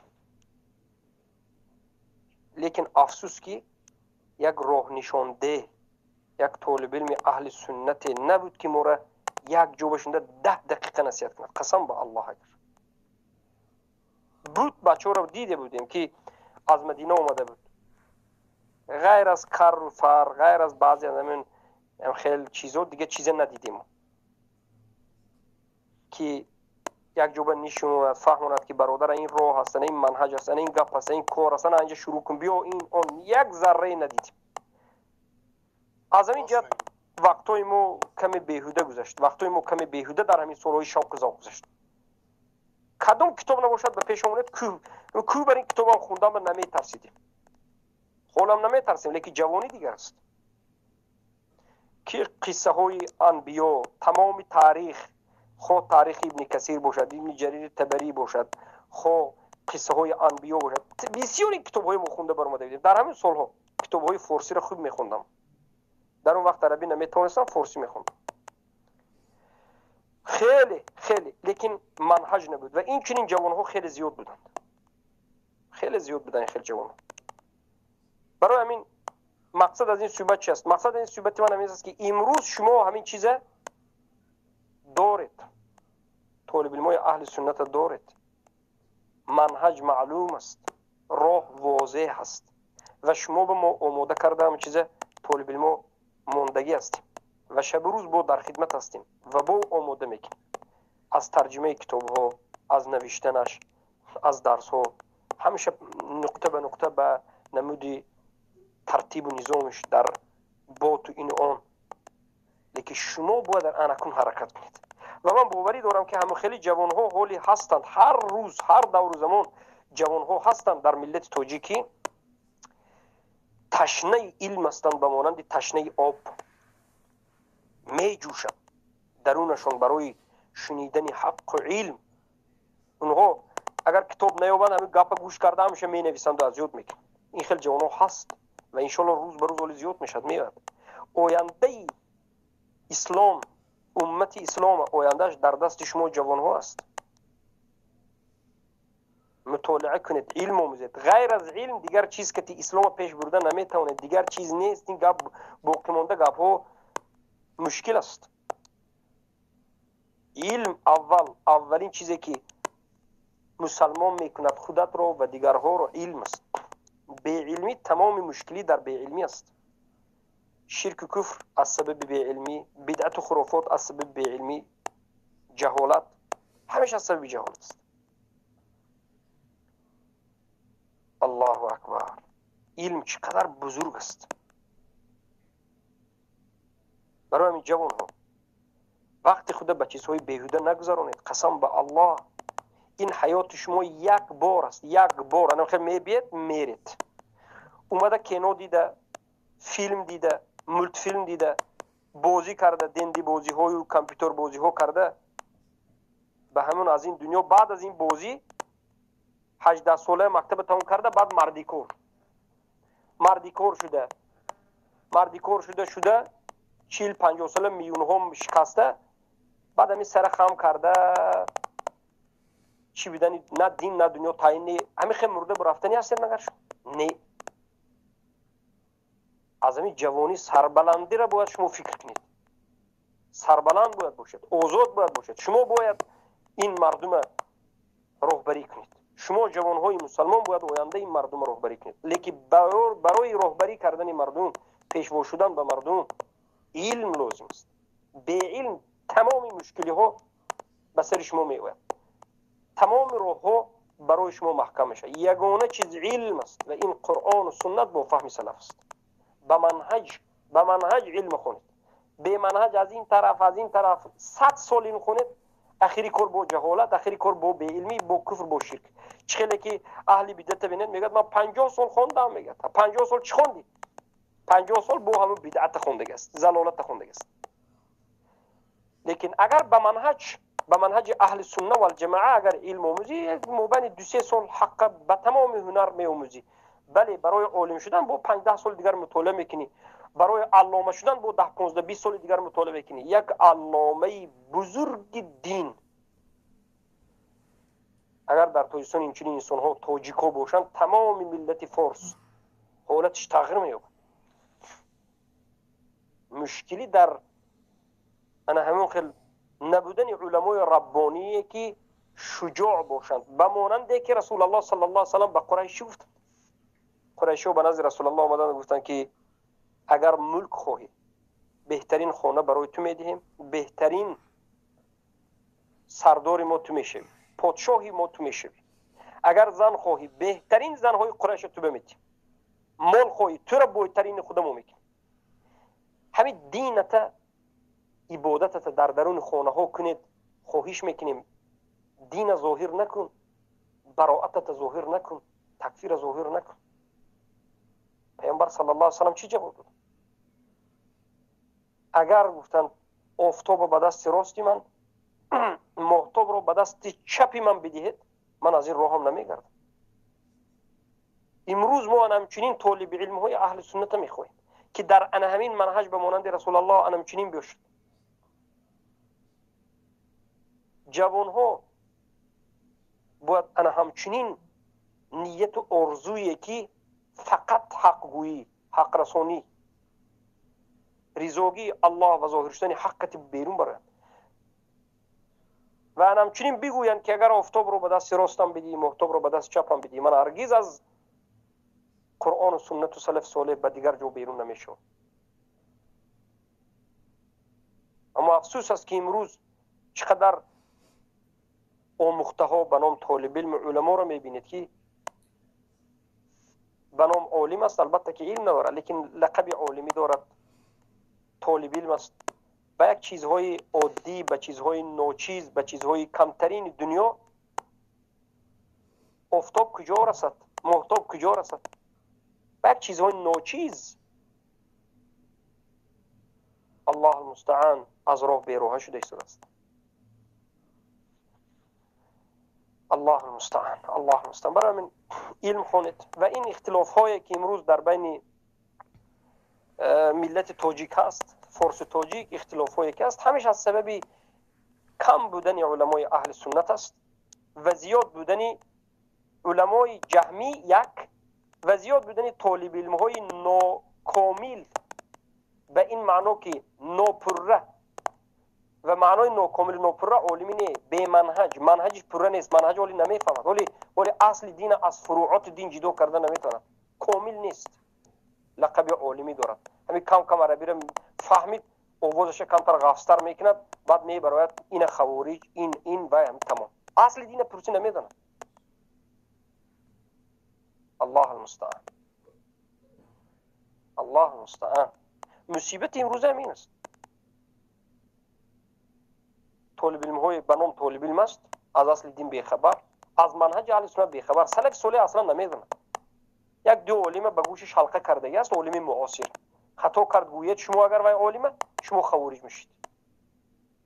عالمه بله، همه گفت صوفی ها به همین طالب علم به همین مدخلی ها بگیم راست میگه. صوفی ها میگه که یا ماتریدی میگه که آخر ما به ابو حنیفه تقلید کردیم یا به فلان ملا علی قاری تقلید کردیم، آخر به ابو منصور تقلید کردیم، تو میگه به ربی ابن هود المدخلی تقلید کردی، تو به فلان تقلید کردی. میگه هر دوشم مقلد است، هر دوشم در نزد ما باشد، ما میگیم هر دوتام مقلدی کور است، از خری همسایت هم گمراهتر هستی. ما مقلد نیستیم، ما مقلدی حرام میدونیم، ما بلکه متبع هستیم. به سبب تقلید چقدر امروز گمراه شدن. طالب علمای تقلیدی به حزب کردن، فساد بزرگ آوردن. طالب علمای تقلیدی به مدخلی کردن، فساد بزرگ آوردن. طالب علمای از منهج بیخبرند، به خاطر دنیا، منصب، ریاست، مشهوری عقیده زیر پا کردن. الله المستعان، الله المستعان. برای من طالب علمی حقیقی، حقانی و صادق همیشه ضرور به این امت است، خواه زن باشد خواه مرد. چقدر زنهای مشایخه بودند، مرد شیخ میگن، زن شیخه. در طول تاریخ همه علماهای بزرگ بینید از یک تا زن درس گرفته. شیخ الاسلام ابن تیمیه از یکی از زنها در همین جوانیشون درس گرفت. بسیار علما درس گرفته هستند. زنهای شیخه علما خیلی زیاد است. دختر امام مالک رحمه الله یک از فقیه ها بودند. امام مالک وقتی که درس میدادن دخترشون در پشت پرده می ایستاد. اگر شاگرد امام مالک در خواندن کتاب خطا کنند در یگان ترکیب عربی خیلی مشکل است. دختر امام مالک می زدند، یگان در است یگونجا تق تق می زدند، امام مالک می فهمدند که خطا شد، گشته با اهمیت می داد. و این دین از چقدر زنها، اولین علمای زنها عالمه صدیقه بنت صدیق عایشه مادرمان رضی الله عنها است که از زنها بسیارترین روایت رو کردند. 2200 بود یا 300 زیاد حدیث رو روایت کردند. المكثرون في الحديث سبعه، ابو هریره یلیه ابن عمر. از حدیث روایت کننده ها زیادترین اونها 7 نفر هستند، ابو هریره، ابن عمر و از زنها در درون این 7 نفر عایشه مادرمان رضی الله عنها است. خیر بالاخره تعلیم بگیرید، اما به منهج و عقیده. بفرمایید برادر ابو محمد، بفرمایید. کدام گمراه هست میخواد با شما صحبت کرد، بردارم یا که بیست است؟ خب بردارین، چی که اگر صحبت های بیمانی نکنه دیگه فایده آور باشه صحبت میکنیم. السلام علیکم و رحمت الله و برکاته. نه علیکم السلام. وقت صرف نکن، وقت صرف نکن. علیکم السلام. چی هستی؟ کی هست؟ این خر بیاره مبارکت از این بختر است. لازم نیست این آدم هایی که چقدر برادرها نصیحت کرده باشند یکون اومده به ما بزبازی میخواد که به ما بکند، میخواد که همه را مثل خودش کند. این خودش هم نمیدونه که در شیخ همین روز یک توش رکوی یک توش نوم یک برادر موسواخی نیست که موسواخی گفت میگه کفرش میگه برای چی؟ برای که تو اخی گفتی میگه الله این جهالت است، جهالت است. الله المستعان.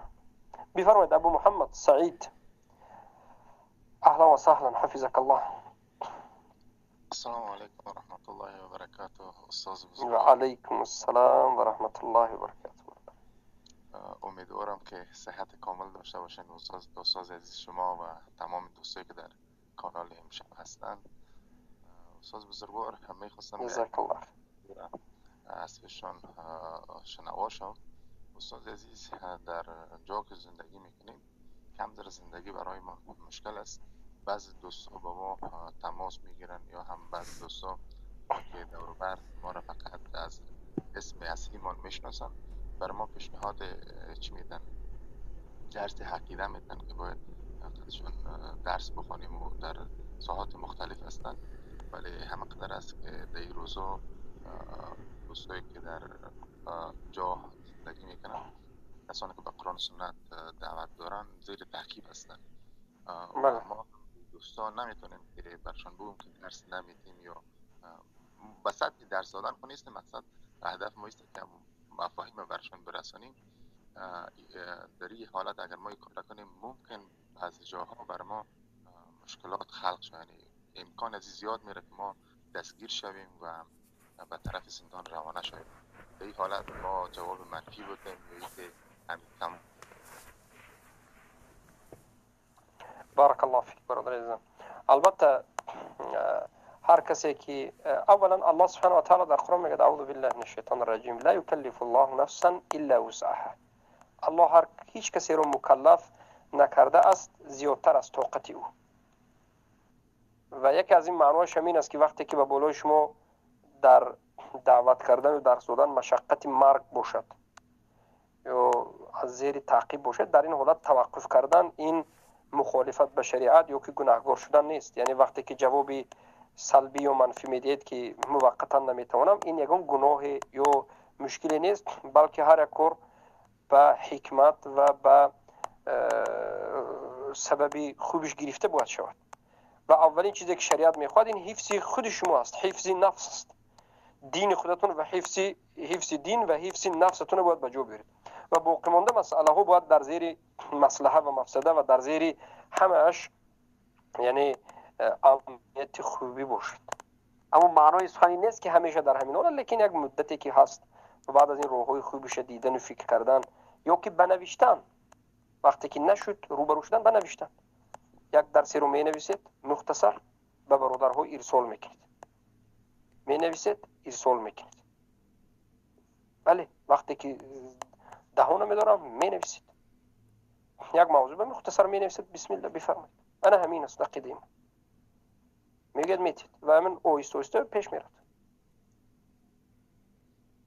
بارک الله فیک استاد بزرگوار.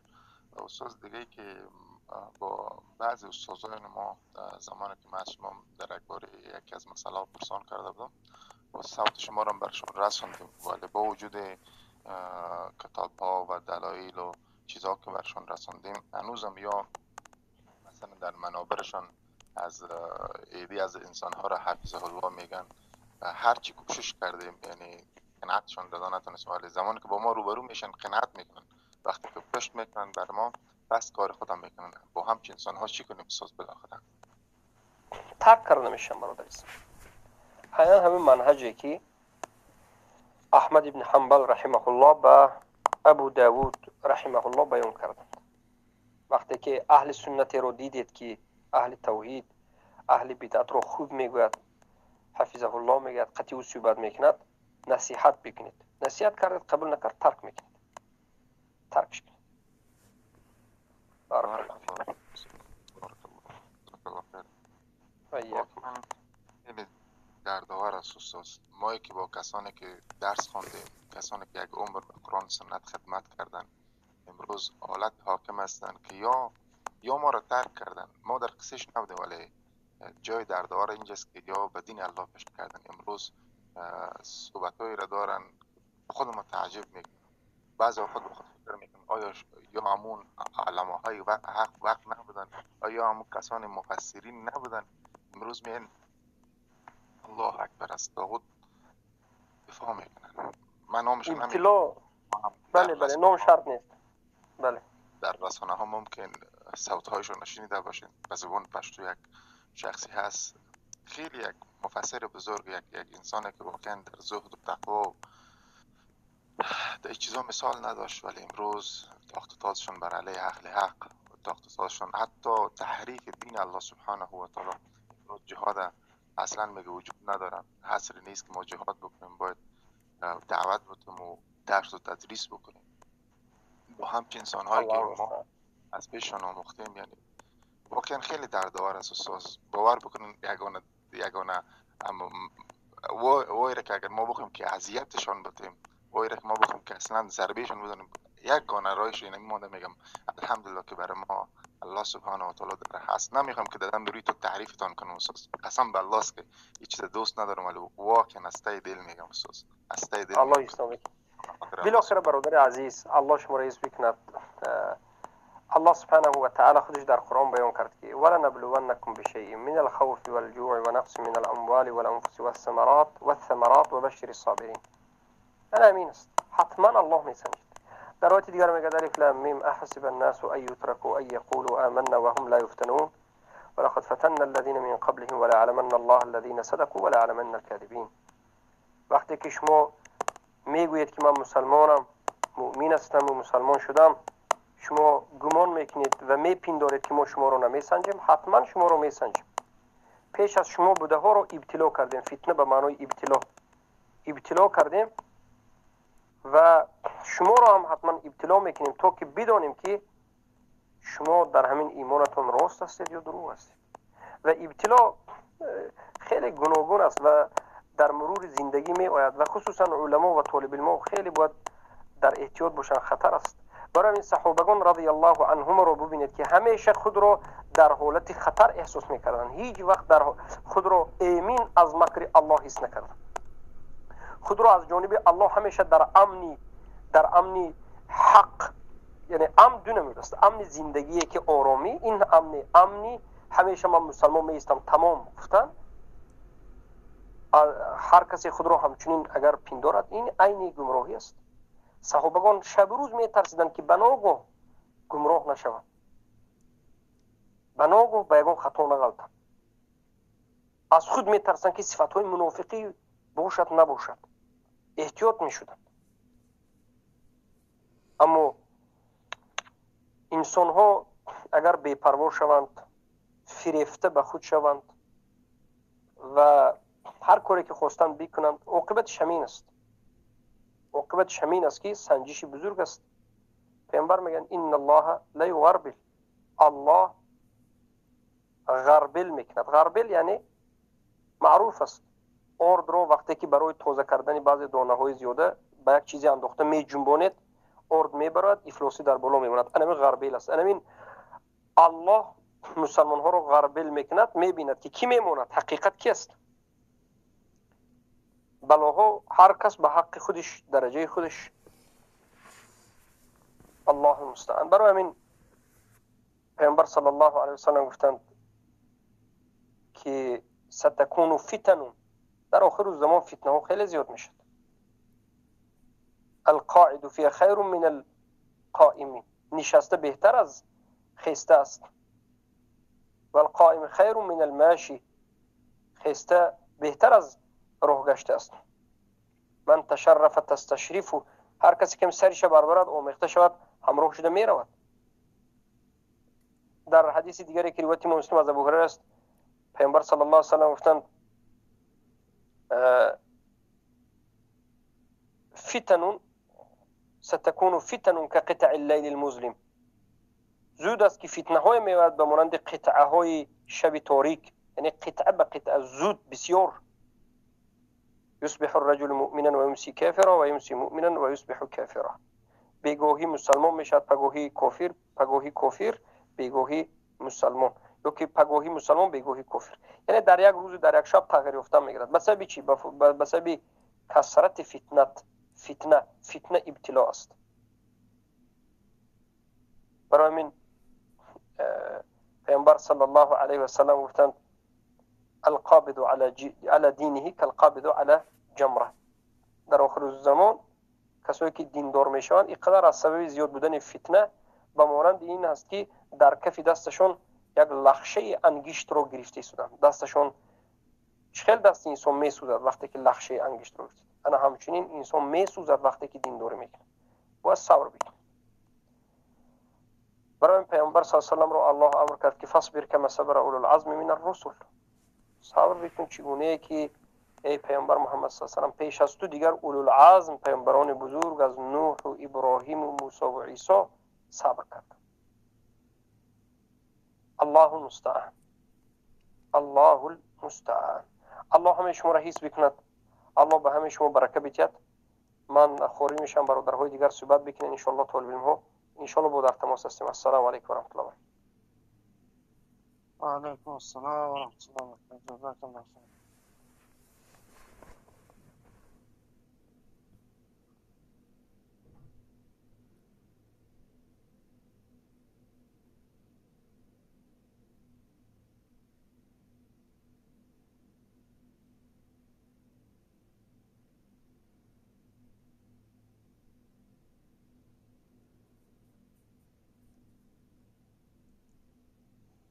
السلام علیکم و رحمت الله و برکاته.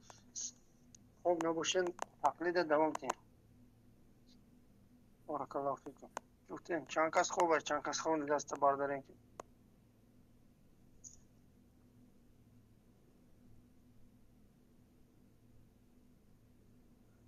الله که برادرهایی که به هر شر رسم میبید اصلا رسم که رسمه علما اجازه نمیتونن رسمی که نباشه رسمی چی نباشه. همین شرک از همون رسم کشیدن و غیره پیدا شده. از رسم کشیدن بعد تراشیدن بعد بارک الله فیکم همین خیلی پیدا شد. الله یستر. و دوم باید ما زیرک بشویم که این رسمی گرگا ممکن نیست. یه رسمی گرگا ممکن است یا رسمی اگون شده ممکن نیست. آخه دیگه کارتینگ نیست که بمونه آخه. یعنی اون نمیدونم پرده راست کرده مونه چرا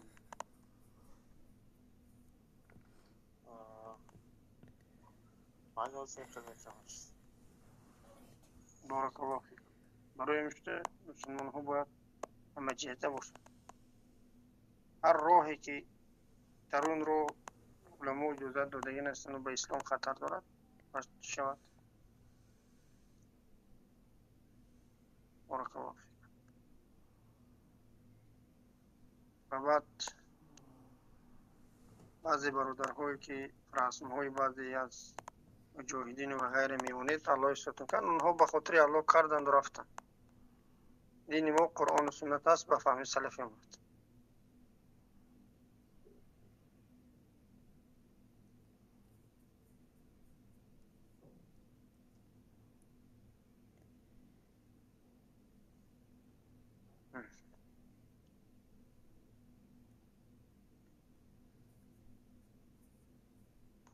همین به کسی که تلگرام من لازم است همون کانالی که پرستم در این در اونجا پیدا میشه با عبدالرحمن نوشته بارک الله فیک. زیر برادر الله استون بکند یا اون سخن داشتنی باشه گپ بزنی اگر نه آوازه بزنی. بارک الله فیکم. هر نمود رسمی که هست اجازت نیست. رقص گرفتن خودش به کار و بیکار اجازت نیست. برادرها بارک الله فیکم. الله استون بکند. زیر یگون چی گفتنی داریم بفرمایید. سوال از سعید امین شیخ محمد من سوال دادم. هم در مسئله زنا بود. این همین زنا وای سوال چنین بود که من قصدیان زنا بکنم پشیمان بشم. ولی شیخ محمد گفتی تو موحدی زنا کردن بگیره چی کن؟ توبه کن خداوند ببخشد. در کجا گفته است که گفت که آقای پیدایپر خداوند چی میبخشد؟ در کجا گفته است که موحدی زنا کردن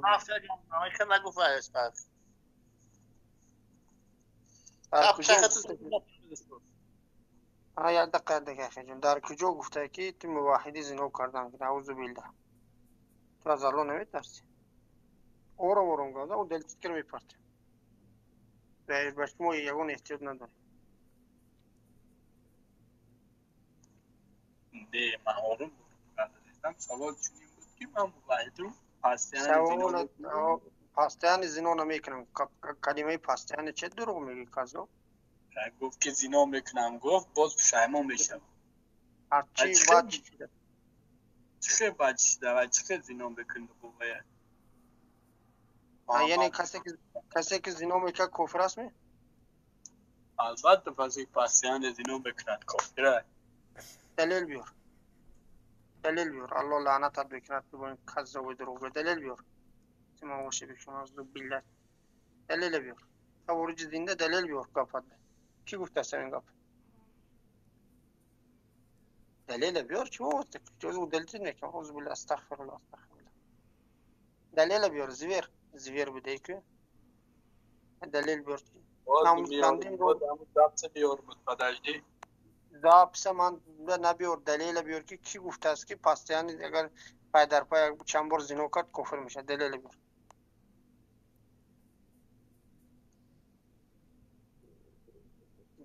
دلیل من دابس تو استکون است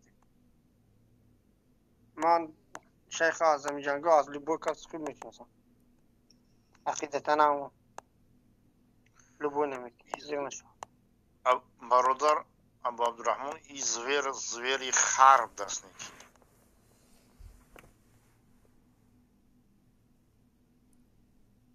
گپ از گه خیلی میفهمیده است یا صورتی خرمون در اینجا آخی مادانی شدیم که همون سوال کننده را سوالاشون اونجا پرتفتم و همین صوتی استاد اما دارم دروغ میگه این کذاب این دروغچه کذاب است در همین از همین سوالی که شما اونجا دیگه میگید که من فقط زنا نمیکنم من توبه میکنم من خیلی وقت میکردم که شهوتم بسیار خودم داشته نمیتونم بعد شیخ خوره یکون رسال چه اون آدم خوب گفته رو مذمت کردن یکی نصیحت کردن که در خیلی چه دور میشید ولی برای همون سوالی او آدم همون سکچت کردم این در کار شید این موحد گفته است که اگر زنا میکرد موحد است اعوذ بالله او مشرک نیست او صحابزان زنا کردن البته سانسور کرده شد و پیامبر گفتن که توبه این هم به تقسیم کرده میرسید مثال زد کو عرفنو شهادت عمر لعنت کرد رسول الله گفت نکرد مثال آورد کو بله دیده وقت دلیل به بیاد اخی اینو میگریزم به خاطر اینکه دو فرقه این حواس پایبند دلیل نیست الله جزا خیر تو بکند اما وقت نماز شد بارک الله فیکم الله یستر که ما کمی تقلید بخونیم انشالله الله یستر که ما بندم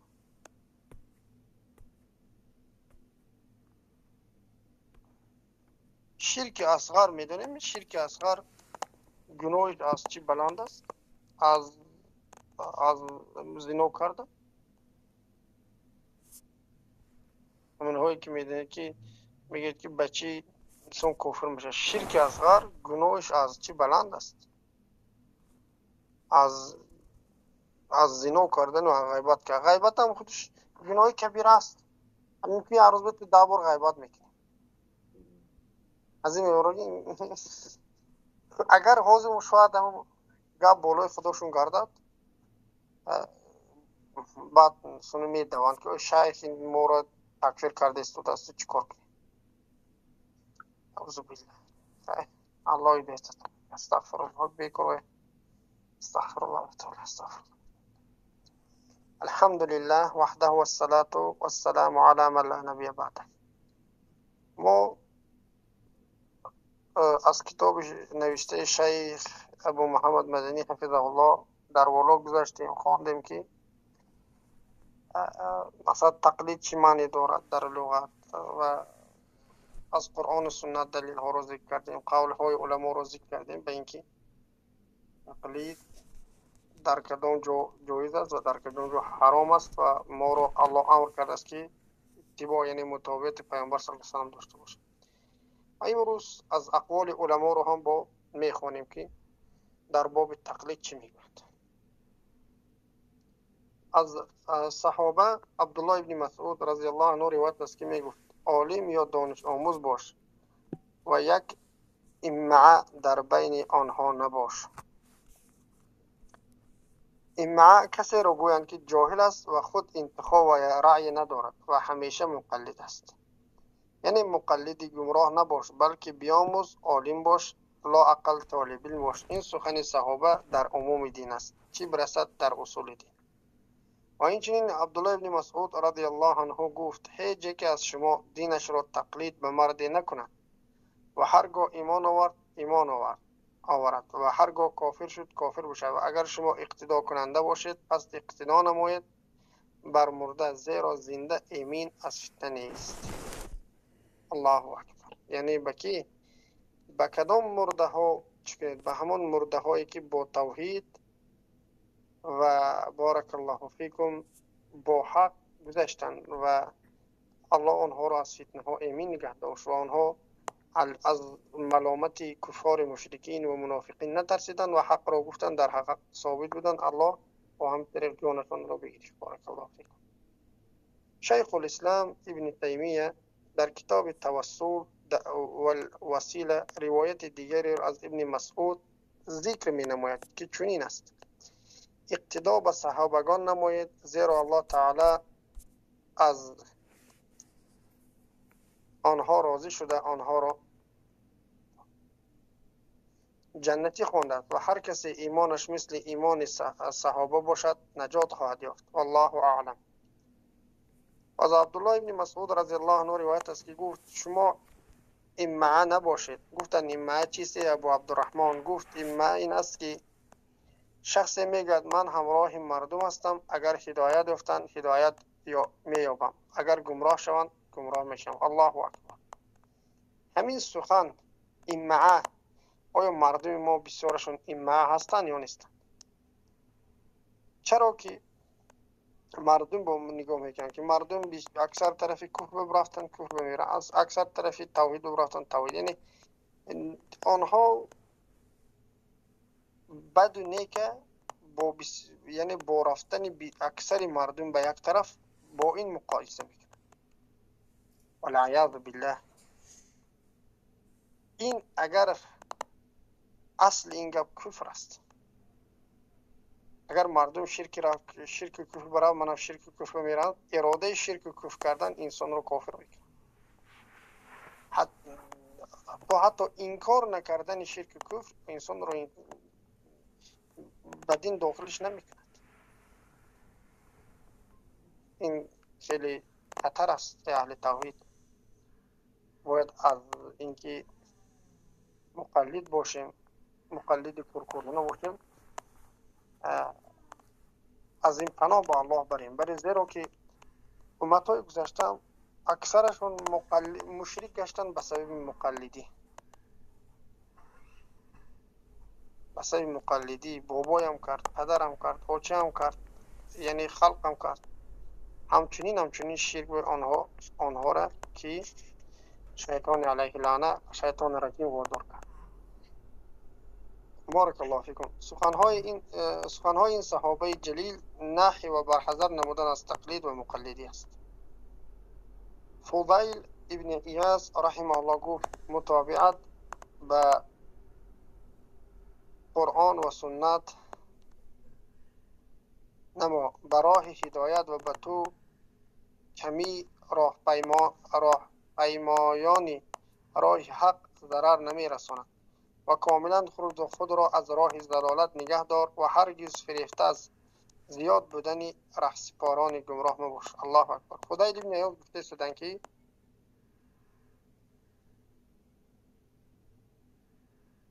تو در کجا باش پیروی کسانی که پیروی کردن به راه حق، با آنها پیروی بکن، زیرا که کم بودن آنها به تو ضرر نمیرسونه. یعنی انسان وقتی که در راه حق است مولای او الله است. الله ولی الذین آمنوا یخرجهم من الظلمات الی النور.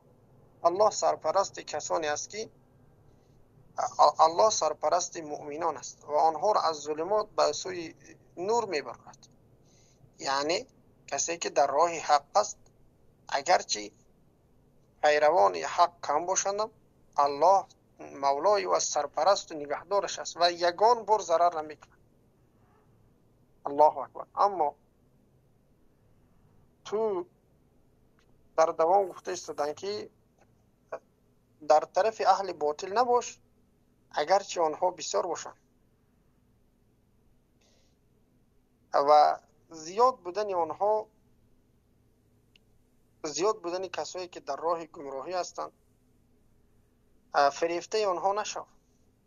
الله اکبر. فریفته نشو که آنها گمراه هستند. آنها بسیار هستند، زیرا که و قلیل من عبادی الشکور، و بندگان شکرگزار من کم هستند. و ابراهیم علیه السلام تنها بودن. الله سبحانه و تعالی گفت که امت هست، یک خودشون امت گفتن. بارک الله فیکم. یعنی اگر همه مردم قرآن و سنت و فهم صحابگان را ترک کند، تو فریفته آنها مباش و به آنها تقلید نکن، بلکه تو تنها در راه حق باش و پیروی از قرآن و سنت با فهم سلف امت نما. ابن قیم فرمود صحابه و تابعین مقلد را امعاء بیعقل و احمق و اینچنین مقلد را کور نابینا میخوندند که بصیرت ندارد. بارک الله فیکم. سخنان امامان چهارگانه بر اتباع و مذمت تقلید.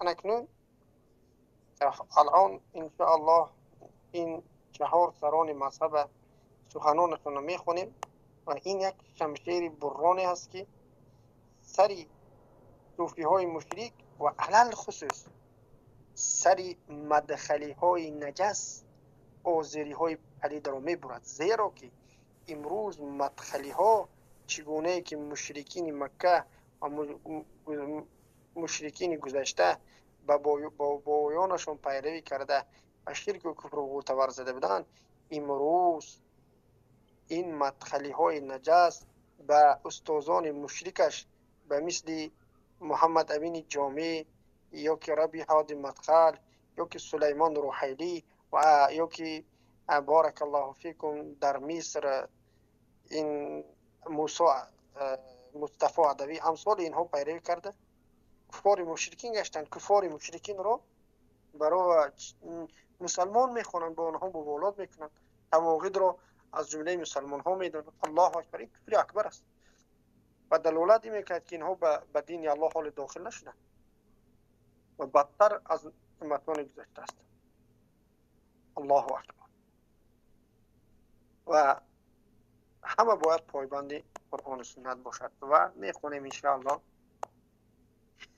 از امام ابو حنیفه رحمه الله در اینجا آغاز کردن، شیخ ابو محمد مدنی حفظه الله. امام ابو حنیفه رحمه الله گفت هرگاه سخنی گفتم که کتاب الله مخالفت بر سخن من میکند، سخن من را ترک نماید به کتاب الله، و هرگاه سخن من را سنت رسول الله صلی الله علیه و مخالفت کرد، سخن من را ترک نماید به سنت رسول الله صلی الله علیه و سلم چنگ بزنید، و هرگاه سخن من را سخنهای صحابگان رضی الله عنهم مخالفت کرد، سخن مرا بر سخن صحابگان ترک نمایید. الله اکبر.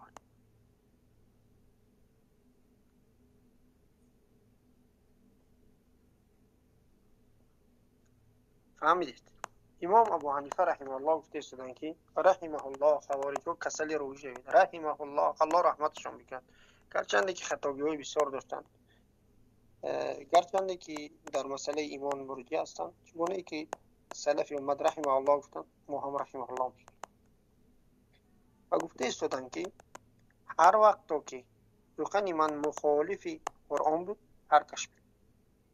عمل از ایمان نیست گفتن ابو حنیفه، مخالف قرآن است حرکش میکنه، سخنشون رو به دیوار میزنه. و گفتن که ایمان کم و زیاد نمیشود، الله و رسولش در قرآن و سنت گفتن که کم و زیاد میشود، این سخنشون رو به دیوار میزنه.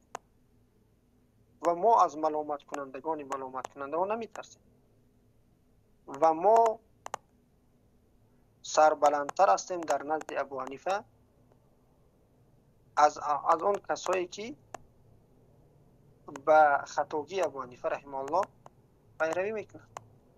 و ابو حنیفه هم از اینها بیزار است و گفتن منهج رو بیان کردن، قرآن و سنت به ضد آمد به دیوار بزنید. در دوام گفتن که اگر به سنت ضدیت کرد سخنم رو ترک میکنید، حتی سخنی من به سخن صحابگان ضد آمد سخنم رو ترک بکنید. یعنی ابو حنیفه رحمه الله کسی رو دعوت نکردن که بارک الله فیکم از ابو حنیفه رحمه الله متابعت کرده شد. اعوذ بالله امروز برادرها یک کامنتاری رو پستن میگوید که والعیاذ بالله پیامبر ما میگوید پیامبر تاجیکو ابو حنیفه هستند و میگوید پیامبر عرب ها محمد صلی الله علیه وسلم. والعیاذ بالله والعیاذ بالله.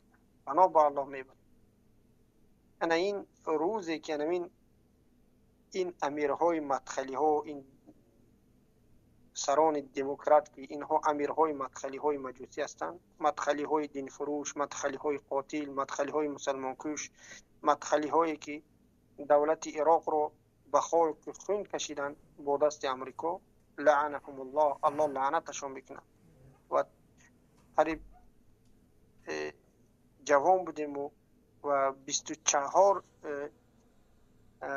چند سال است که بارک الله فیکم با فتوای مدخلی ها امروز این در عراق و در شام فقط خون مسلمان ها ریخته است. اولین فتوا رو که داده است، اولین فتوا رو محمد امین الجامی، ربی هادی مدخل، سلیمان برقیلی، امثال اینها، لعنهم الله، الله لعنتشون میکنه. استغفر الله و اتوب الیه.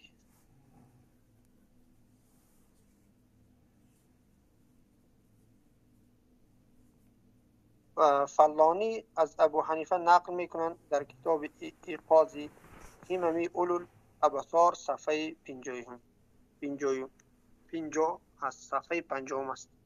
بارک الله فیکم. سخن ابو حنیفه رحمه الله.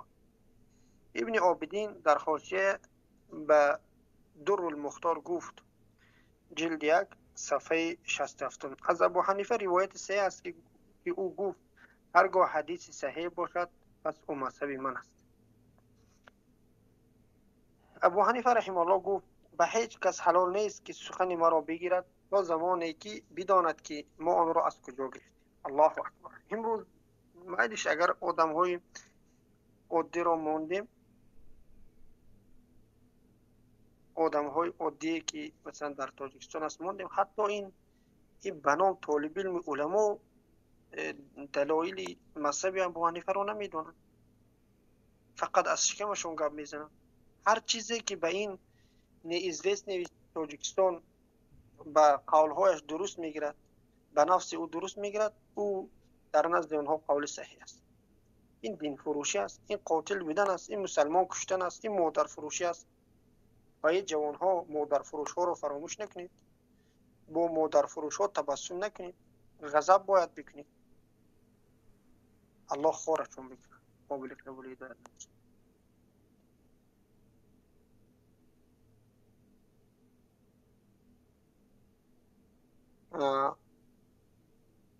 این سخن امام مذهب و منهج مقلدین را باطل میکنه.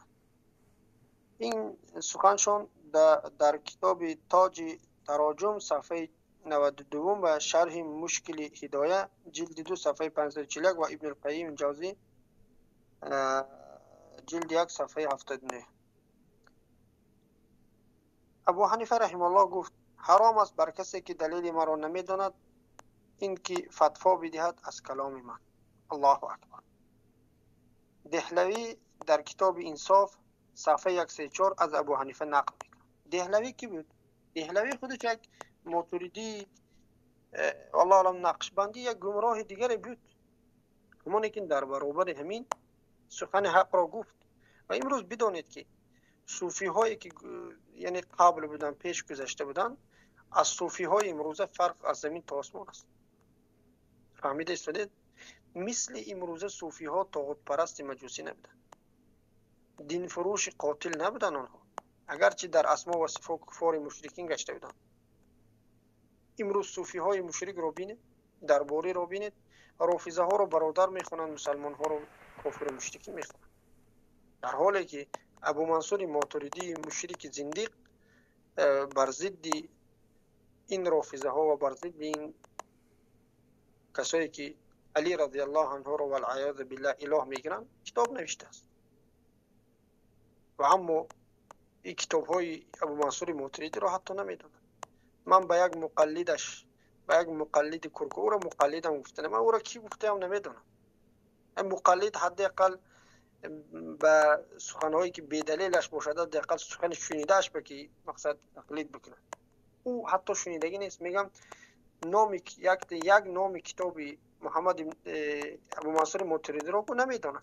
میگم ابو منصور ماتوریدی به نام کتاب توحید دارد، اما این نام این کتاب را اصلا کتاب شرک ماندنده کرد. مرا متهم میکنه که این گونه کتاب ندارد و به همین خودش رو شرمنده کرده است. و حال امروزه ماتوریدی ها و اشعری های گمراه همین است. اینها چیزی نخوندن برادرها و مسلمان ها. بدانید که اینها یگانه، اینها نمیخواند که الله راضی باشد، اینها میخواند که یک به نام امام علی دین فروش قاتل دیگر است، انا همین راضی باشد از اینها، یا که سران پرزیدنت های طاغوتی از اینها راضی باشد. شکمشون ترنگ کردگی به مشکلات مردم یگان کاری ندارن، کارشون به دین فروشی، کارشون به حرام خوری آوره است. بارک الله فیکم.